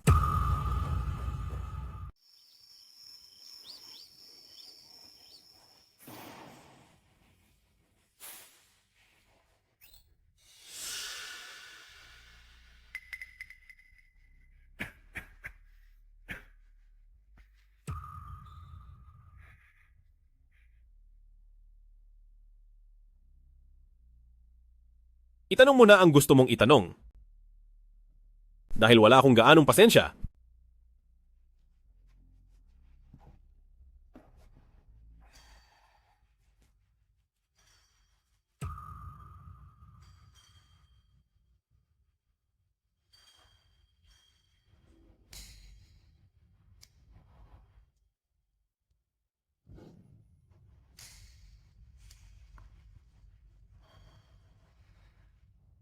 Sige, didiretsuhin na kita. Sa tingin ko, matagal ka na ritong nakatira? Pwede mo bang sabihin sa akin kung sino ka? Lahat ng tao ay iniiwasan ng subdivisyong ito? Bakit parang interesado ka rito? Dahil binili ko na ang subdibisyong ito, balak kong ibalik ang buhay sa lugar na ito. Masyado ka bang maraming pera at hindi mo alam kung saan gagastusin o sadyang may problema lang ang utak mo? Pakiusap, sagutin mo ng maayos ang tanong ko. Sige, makinig ka ng mabuti. Ang lahat ng binili mo ay hindi mga ari-arian na tataas ang halaga. Sa halip, tatapusin ka nito, magdadala ito sa iyo ng walang katapusang kamalasan at walang bibili ng bahay dito, kaya talagang luging-lugi ka na. Sige, kung ganoon, ay magpustahan tayo. Pusta tayo na ang lugar na ito ay hindi lamang hindi makakasama sa akin, sa halip ay gagawin ko itong pinakamahal na lugar sa buong lungsod ng Anhay. Naniniwala ka ba? Hinding-hindi ako maniniwala. Bata, masyado ka pang bata. Noong panahon ng tatay ko, ang tatay mo? Ikaw ba? Ang anak ng naunang developer na nawala na noon? Kung ako nga, ano naman? Pasensya na. Hindi ko sinasadyang banggitin ang tungkol doon. Hahawakan mo ako? Hindi ka ba natatakot na mahawaan kita ng malas? Iniisip ko lang na marami kang kwento at gusto kong makinig. Mahirap sigurong itago ang lahat ng iyan sa loob ng maraming taon, di ba? Ilang taon na rin ang lumipas. Kung handa kang makinig, sasabihin ko sa iyo ang lahat.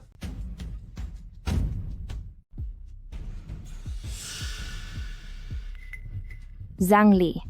Nandito lang ako. Teka lang, hindi. Ano bang ginagawa ninyong dalawa rito? Kanina pa kayo nagbubulungan diyan. Yuxi, bakit ka pumasok? Hindi ba sabi ko maghintay ka lang sa akin? Natatakot kasi akong mag-isa sa labas. Napansin ko kasing hindi pa kayo lumalabas. Siya nga pala, itong kasama ko ay ang anak ng unang may-ari ng kumpanya rito. Susubukan ko sanang magtanong-tanong sa kanya. Siya? Anak siya ng unang developer. Pero bakit siya nandito? Hindi makatarungan ang nangyari sa tatay ko noon. Maraming nagsasabi na hindi siya nagbayad sa mga manggagawa kaya nalugi ang kumpanya niya. Pero alam kong may problema mismo rito sa subdivision na ito. Kaya kahit anong mangyari, mananatili ako rito para malaman ang katotohanan. Sayang, at kahit ang tagal ko na ritong nakatira, bukod sa paminsan-minsang panlalamig, ay wala pa rin akong nalaman. Sandali. Paano? Paanong ayos ka lang at walang nangyari sa iyo? Hindi ko alam. Mismo ikaw, hindi mo alam? Talagang hindi ko alam. Pero noong bago pa lang akong lumipat dito, natatakot din ako. Kaya lang, lumipas ang panahon at nakitang wala namang nangyayari. Kaya pinagpatuloy ko na lang ang pagtira rito. Sabi nila, may nakikita raw na mga anino rito tuwing gabi, na parang lumilipad kung saan-saan. Nakakita ka na ba? Sabi-sabi lang ang lahat ng iyon. Pero sa lugar na ito, bukod sa akin, wala nang ibang nabubuhay rito. Noong nakaraang 2 araw, may nakapasok na daga, pero agad ding nawala, dito mismo.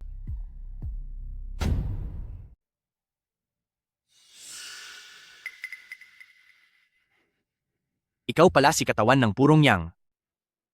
Dahil tatay mo ang namamahala sa komunidad na ito, siguradong marami kang alam tungkol sa lugar na ito. Pwede kitang kunin bilang pangunahing inhinyero ng pagpapaunlad para sa Guangming neighborhood. Ano sa tingin mo? Binibiro mo ba ako?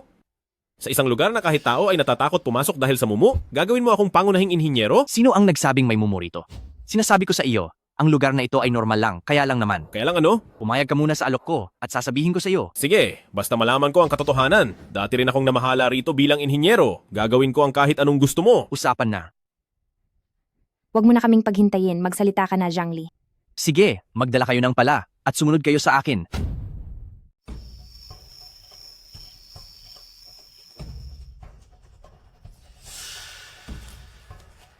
Dito mismo, maghukay kayo pa ibaba. Bakit kailangang maghukay sa ilalim ng puno? Oo nga po. Malalaman nyo rin mamaya. Pagbibigyan kita sa pagkakataong ito. Sige na, simulan na.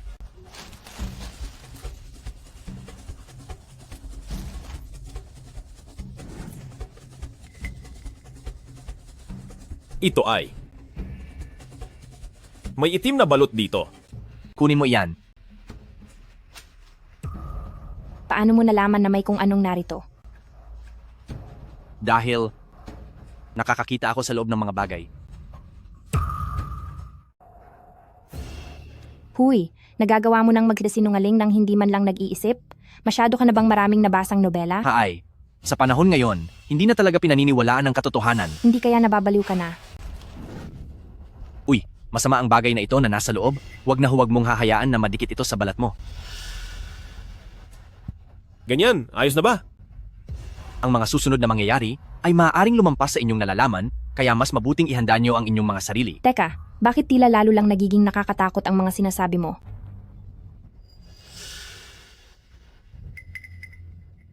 Ay, bakit may buto ng baboy dito? Hindi ito buto ng baboy. Isa itong buto ng binti ng tao at ibinabad pa ito sa langis mula sa labi ng tao. Diyos ko po. Ito ay buto ng binti ng tao at ibinabad pa ito sa langis mula sa bangkay. Naku po. Hindi. Bakit may ganitong bagay sa lugar na ito? Hindi lang dito, sa 4 na sulok ng subdivision na ito ay may nakabaon na ganito. Dahil ito sa... Tingnan nyo, parang may nakaguhit sa buto. Isa itong sinaunang marka na siyang bumubuo sa pinakaimportanteng bahagi ng buong ritual. Ritual? Ano yun? Ha, hindi ko ito maipaliliwanag ng mabilis sa ngayon. Sa madaling salita, dahil sa 4 na sulok ng subdivision ay may nakabaon na ganito, kaya naging sanhi ito sa loob ng lugar ng hindi balansing temperatura at pagkakaroon ng masamang enerhiya. Sa loob ng maikling panahon sa ilalim ng masamang enerhiyang ito, kakasakit ang mga tao at ang mga may malubhang sakit na ay maaaring mawala na agad. Kapag tumagal sa ganitong kapaligiran, magiging malas ang mga tao, puro kamalasan ang darating. At hindi na nakapagtataka, marami ang mawala. Pero bakit siya ay maayos lang? Oo nga, bakit ako? Bakit ayos lang ako? Iyan ay dahil espesyal ang pangangatawan mo. Kung sa ibang tao ito nangyari, siguradong hindi sila tatagal ng 3 araw. Sino kaya sa pamilya natin ang may ganitong matinding galit? Para saktan tayo sa ganitong paraan? Kapag nahukay na natin ang lahat ng masasamang bagay na ito, ang katotohanan ay lalabas din. Narito na ang 3 pang buto. Napakasamang bagay nito, kung may taong may malubhang karamdaman, maaaring mawala na sila agad. Ano na po ang dapat nating gawin sa mga ito? Humanap ka ng mga kahoy at sunugin ang mga ito dito mismo.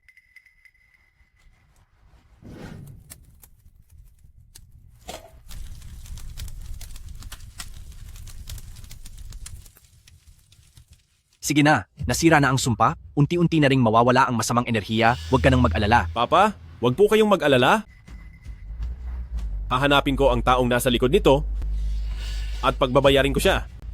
Kung walang magiging problema, ang taong gumawa nito ay siguradong paparating na rito. Oo nga pala, ikaw si Lu Fei? Magmula ngayon, susunod na ako sa inyo. Sa tingin ko, kailangan mo muna atang maglinis ng sarili mo. Ang mga taong nasa ilalim ko, dapat ay presentable ang itsura. Opo, salamat po. Siya nga pala, Zhang Li. Paano mo ba nahanap ang buto ng tao kanina? Sabi ko na sa iyo, mayroon akong kapangyarihang makakita sa loob. Kapag nagpatuloy ka pa niyan, magagalit na talaga ako. Hay, sige na nga. Sa katunayan, nag-aral ako tungkol sa mahika ng pagbuo ng pormasyon. Ngayon, nakahanda na akong dalhin ka para bumuo nito. Kailangan din ba nating gumamit ng buto ng tao para doon? Ang paggamit ng buto ng tao ay para lang sa masamang mahika. Ibang mga bagay ang gagamitin ko. Mga buto ng hayop? Tila ba ang paggamit ng mga buto sa pormasyon ay nakatanim na talaga sa isipan mo? Sa paggawa nito, kahit anong bagay ay pwedeng gamitin.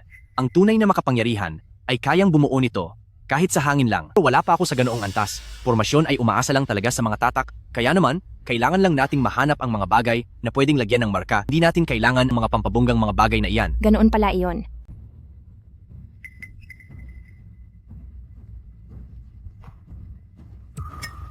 Ang Yin Gathering Array ang nag-iipon ng masamang enerhiya, ang Spirit Gathering Array naman ang nag-iipon ng mabuting enerhiya. Silang dalawa ay magkasalungat. Sino mang pumasok sa Yin Gathering Array, mamalasin ng masamang espiritu. Ang pumasok sa Spirit Gathering Array ay hahaba ang buhay.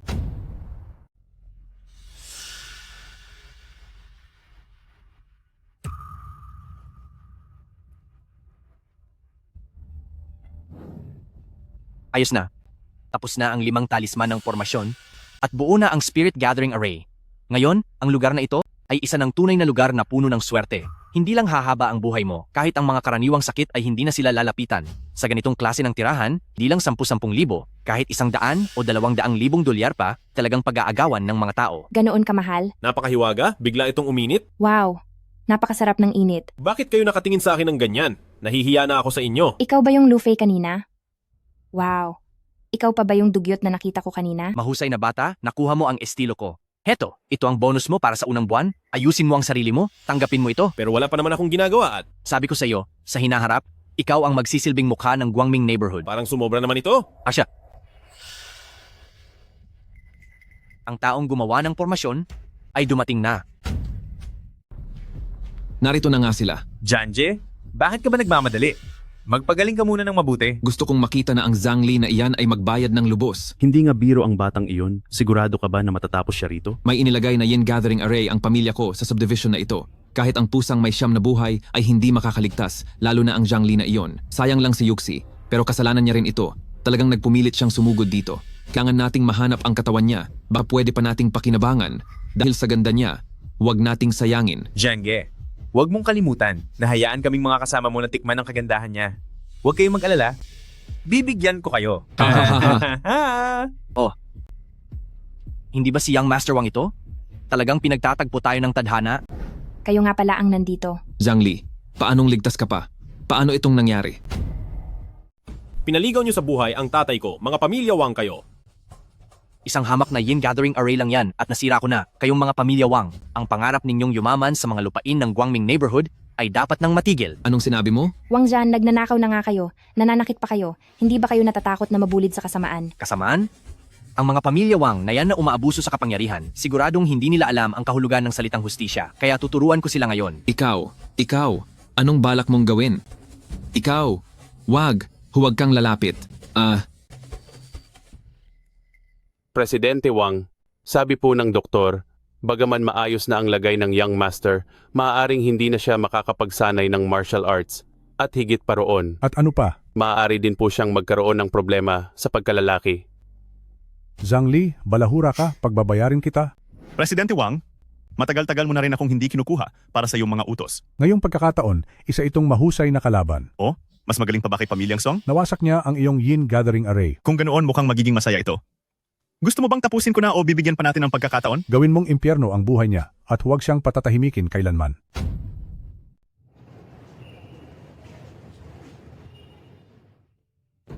Bakit parang kinikilabutan ako?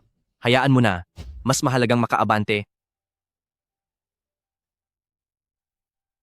Sige. Tagumpay. Nasa gitnang antas na ako ng pag-iipon ng lakas. Ang galing! Ramdam kong kumpara noong simula, mas lumakas pa ako ng mahigit 10 beses, hindi ko lang alam kung umabot na ito sa panloob na lakas. Ano man ang mangyari, totoo nga na may talento ako sa pagsasanay.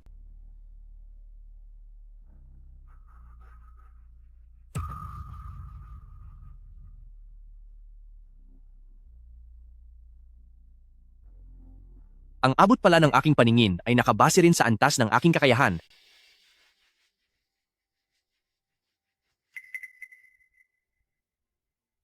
Isa talaga itong pambihirang kapangyarihan.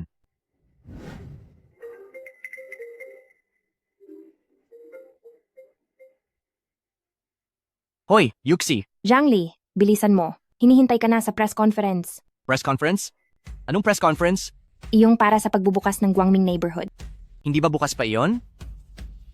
Hindi kaya? Isang buong araw na pala akong nagninilay-nilay? Magkakaroon ang Pamilyang Song ng bagong project launch, pero bakit dito ito ginagawa? Oo nga, ang malas dito. Sabi ko sa inyo, hindi kaya may kinalaman ang project nila sa Guangming neighborhood? Imposible naman siguro. Ang Pamilyang Song ay ang nangungunang kumpanya sa buong lungsod natin, hindi naman sila siguro mababaliw ng ganyan. Zhang Li, sa wakas ay dumating ka na. Kung gayon, sisimulan ko na. Sa inyong lahat, ngayon ay ipapahayag ko na ang aming bagong proyekto. Ano? Ang pre-sale ng Guangming neighborhood? Ano ba talaga ang ibig sabihin ng Pamilyang Song? Sinasadya ba nilang paglaruan tayo? Sobrang lala naman ito. Kumalampo sana ang lahat. Alam ko pong lahat kayo ay maraming katanungan. Ngayon, hayaan nating ang may-ari ng Guangming neighborhood na si Mr. Zhang Li ang magpaliwanag sa inyo. Ang mga kakaibang insidente sa Guangming neighborhood ay naresolba ko na. Ngayon ay hindi lang ito normal, kundi isa na ring exquisite treasure land dahil may proteksyon na ito mula sa langit. Hahaba ang buhay ng mga bibili at titira rito at mapapalayas ang anumang malas. Ahahaha, masyado na bang harap-harapan ang mga manloloko ngayon? Nawala na yata sa katinuan ang Pamilyang Song dahil kumuha sila ng manloloko para magbenta ng bahay at sa haunted area pa talaga. Kaibigan, sumusobra na. Ang biro mo, manood ka na lang.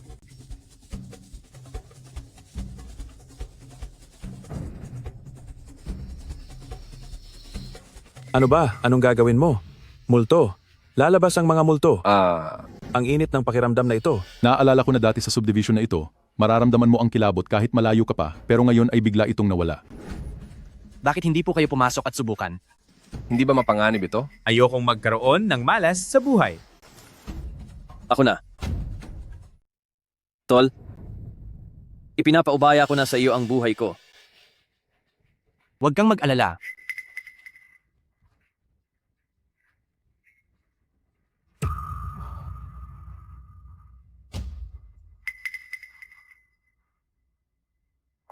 Maayos lang ako. Ha ha ha.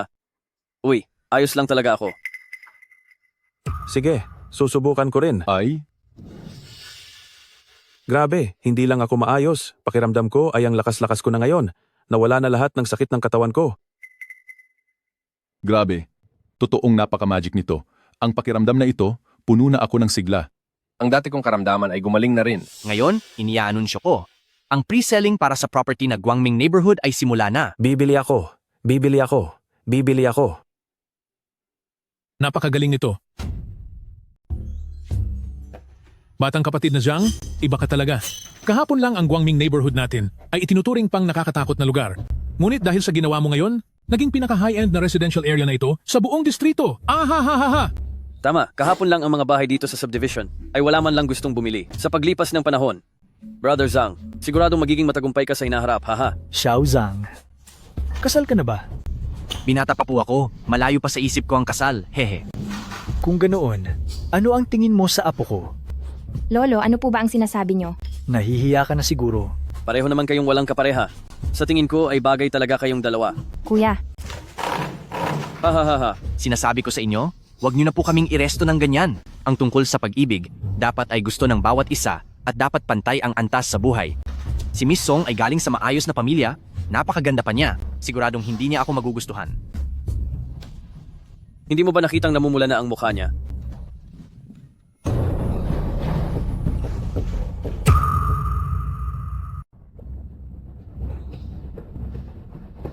Yuxi,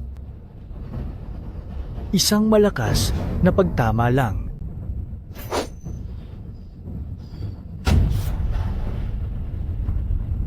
Ang lahat ay dapat pumunta agad at magtipon sa Southeast Industrial Zone. Maaring magkaroon ng gulo ngayong gabi. Ang sinumang naglakas loob na gawin ito ay siguradong si Pamilya Wang. Kasalanan ko ang lahat? Siguro dahil pinarusahan ko si Wang Zhan, naging padalos-dalos lang talaga ako. Hindi mo ito kasalanan. Yuxi, sana ay ligtas ka lang. bitawan nyo ako. Pakawalan nyo ako. Bitawan nyo ako, sabi.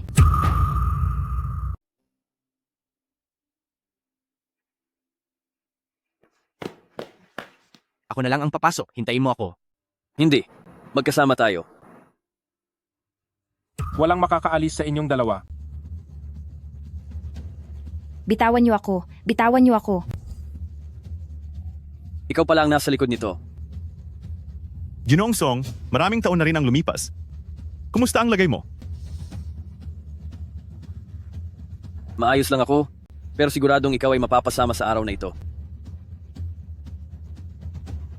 Ganun ba? Sugod.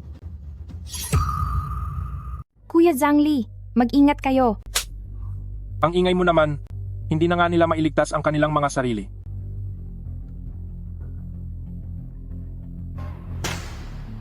Huwag mo siyang hawakan.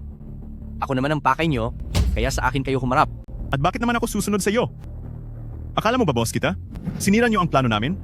Kaya ngayon, panonoorin mo ang isang libreng palabas.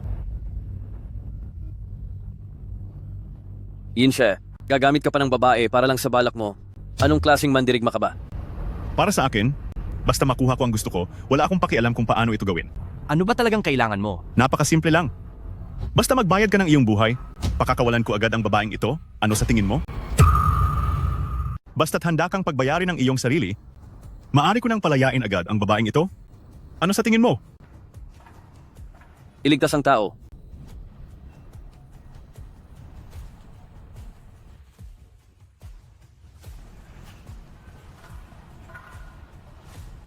Ginoong Song, kung noong nakaraang taon pa ito, pantay sana ang ating kakayahan, ngunit ngayon,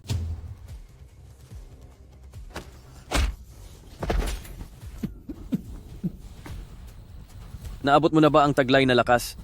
kung hindi dahil doon, paano tayo makakalaban sa inyong pamilyang Song? Sa totoo lang, gusto lang naming tapusin ang taong nanggugulo. Hindi ko akalaing ikaw pa mismo ang pupunta rito. Mas mabuti ito, para hindi na kami mahirapan pa sa hinaharap.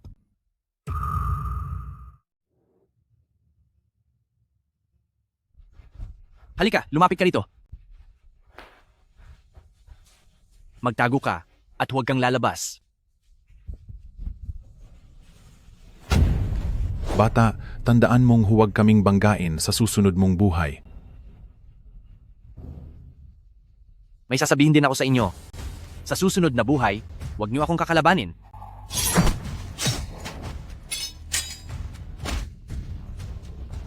Late stage outer strength. Mukhang mas interesante ka nga kaysa kay Song Yingje. Zhangli. Bilis, tumakas ka na. Ang taong ito ay may inner strength. Zhangli. Tumakas ka na. Ang lalaking ito, ang lakas ng loob niya ay hindi biro. Walang makakatakas sa inyo. Kahit isa ka pang bihasang manlalaban, sa harap ko, isa ka lang hamak na insekto.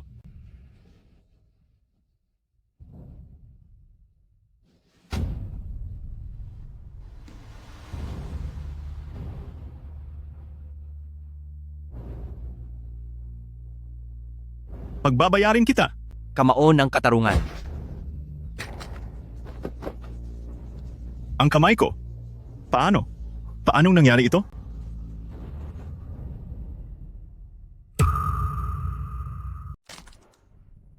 Akala ko ba magaling ka? Hanggang diyan lang pala ang kaya mo. Hindi maaari. Paano ka naging ganyan kalakas? Sadyang mahina ka lang. Napakahina mo na nga, nagmamalaki ka pa. Ngayon naintindihan mo na ba? Ikaw! Brother Zhang, maaari ko bang itanong kung nasaan na ba talaga ang antas mo? Tungkol diyan. Hindi ko rin alam. Ang lakas mo. Talagang napakalakas mo. Zhang Li, Yuxi? Inamin ko na malakas ka. Pero sa huli, ako pa rin ang mananalo. Maayos ka lang ba?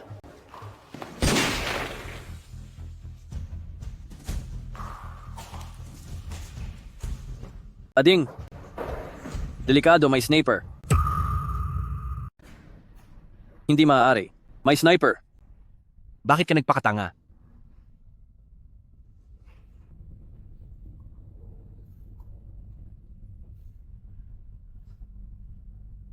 Kumanda ka. Tapusin mo na ito.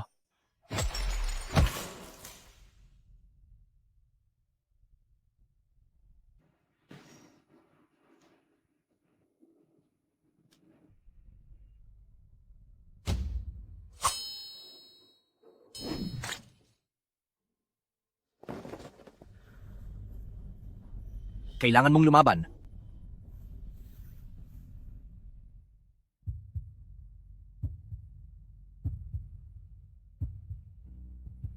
Kaibigan, pakiusap, pagalingin mo siya. Hindi ko hahayaang may mangyaring masama sa kanya.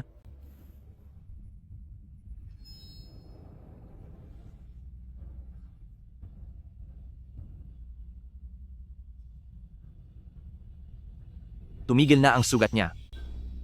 Dalhin siya sa ospital? Bilis!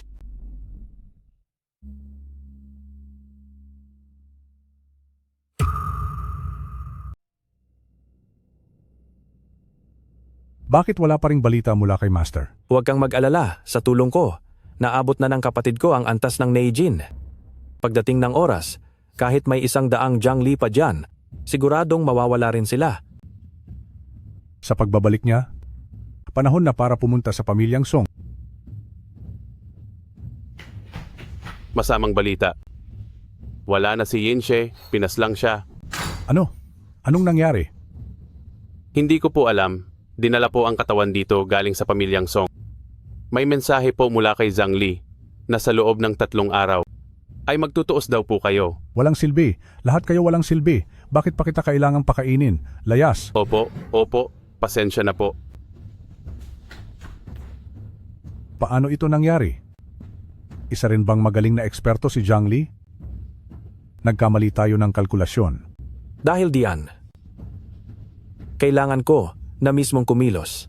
Ang kahihiyang dinanas ng walang silbi kong kapatid bilang kanyang nakatatandang kapatid ay ako mismo ang tatapos.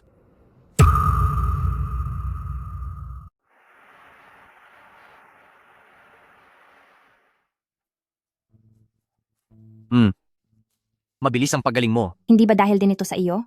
Sabi pa nga ng mga doktor, kung hindi dahil sa iyo, hindi ako gagaling ng ganito kabilis. Hindi, ikaw ang nagligtas sa akin kung napaaga lang sana ako. Sana nandoon na ako agad. Hay, pantay na tayong dalawa. Oh, may dala ka bang maiinom?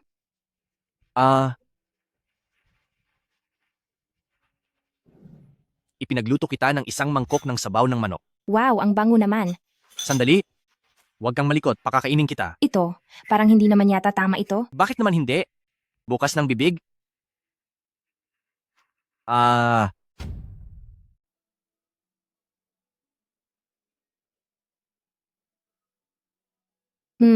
Ang sarap nito. Siyempre naman.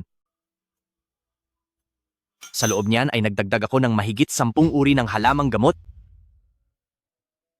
at dahan-dahan itong niluto ng halos 2 oras. Gusto ko pa. Halika, buksan mo ang iyong bibig.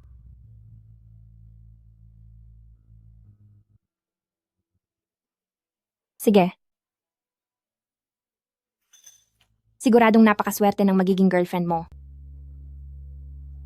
Bakit hindi na lang kaya?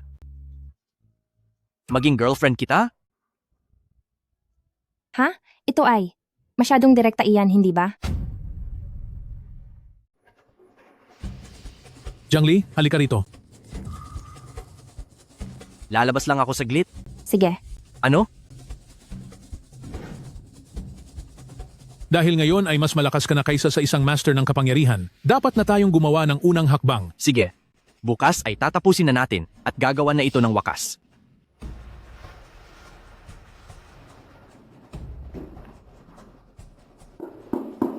Nariyan ba si Zhangli? Mayroon po kayong package dito. Sige po. Maraming salamat. Wala naman akong natatandaang binili ah.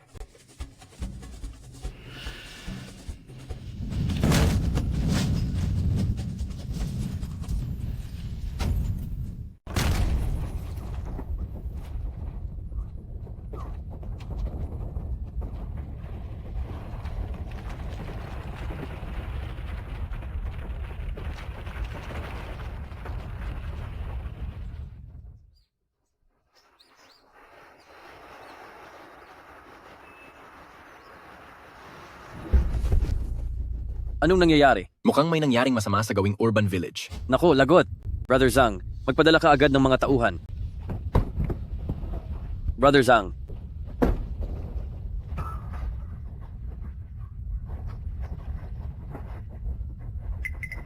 Bilis, samahan mo akong magligtas ng mga tao.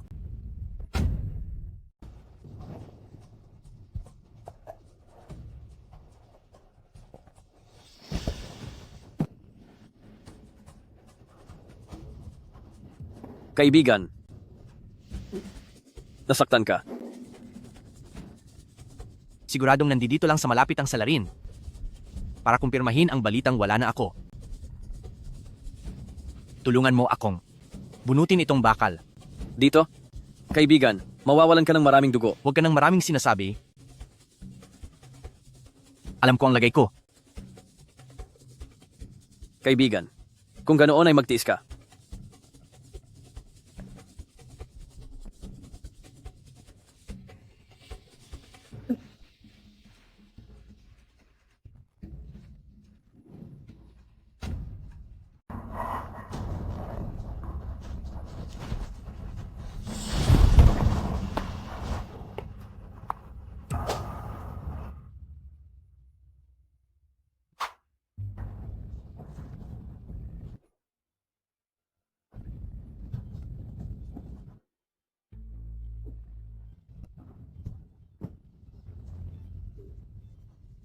Wow.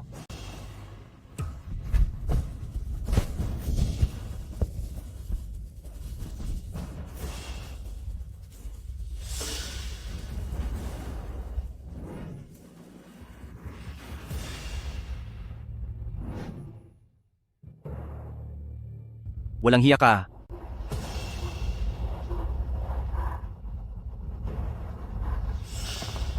Nahanap na kita, ikaw nga.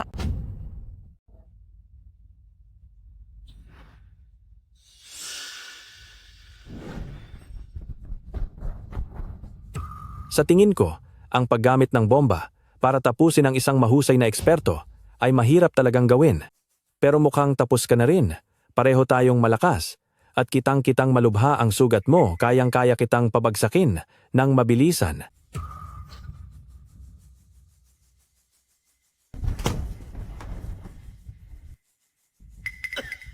Ito. Paano ito naging posible? Ang lakas mo ay higit pa sa inaakala ko. Pagbayarin mo ang buhay ng mga inosenteng taong ito. Huwag siyang tapusin. Karapat-dapat lang siyang parusahan, pero kung tatapusin mo siya, sino ang mananagot para sa nangyaring pagsabog? Ang daming inosenteng tao na sinalanta ng lalaking ito, Dapat lang na mawala na siya. Bakit mo ba siya pinagtatanggol? Ang silbi niya, habang narito pa siya, ay higit pa sa anumang parusa. Dahil sa kanya, tapos na ang laban para sa pamilya Wang. Kayo, huwag ninyong isipin na gagawa ako ng anumang pagpapatotoo laban sa kanila. Hahaha. Walang hiya. Sinubukan niyang wakasan ang sariling buhay. Iluwa mo yan, bilis! Bitawan mo na siya. May mga taong gustong mabuhay, pero nawawala na.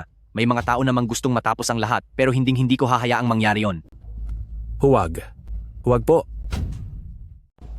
Huwag. Pakiusap huwag.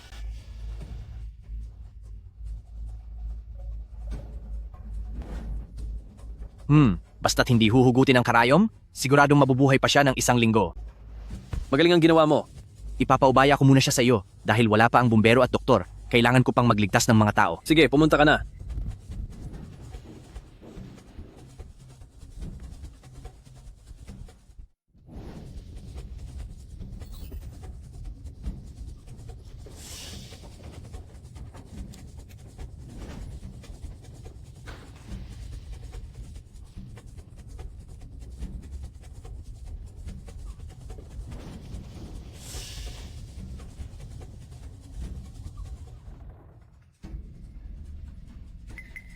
Wang Shu?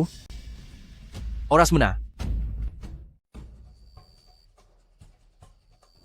Hindi maganda ito. Hindi maganda ito.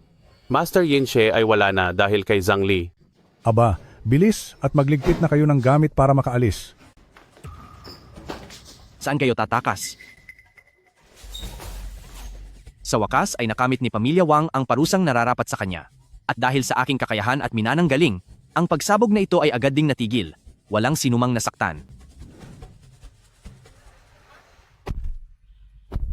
Hindi ko akalain, 1 buwan ang nakalipas ay isa ka lang mahirap na estudyante at ngayon ay bigla kang naging pinakamayamang tao sa buong lungsod. Kumusta naman? Kinakabahan ka ba para sa iyong talumpati mamaya? Bakit naman ako kakabahan?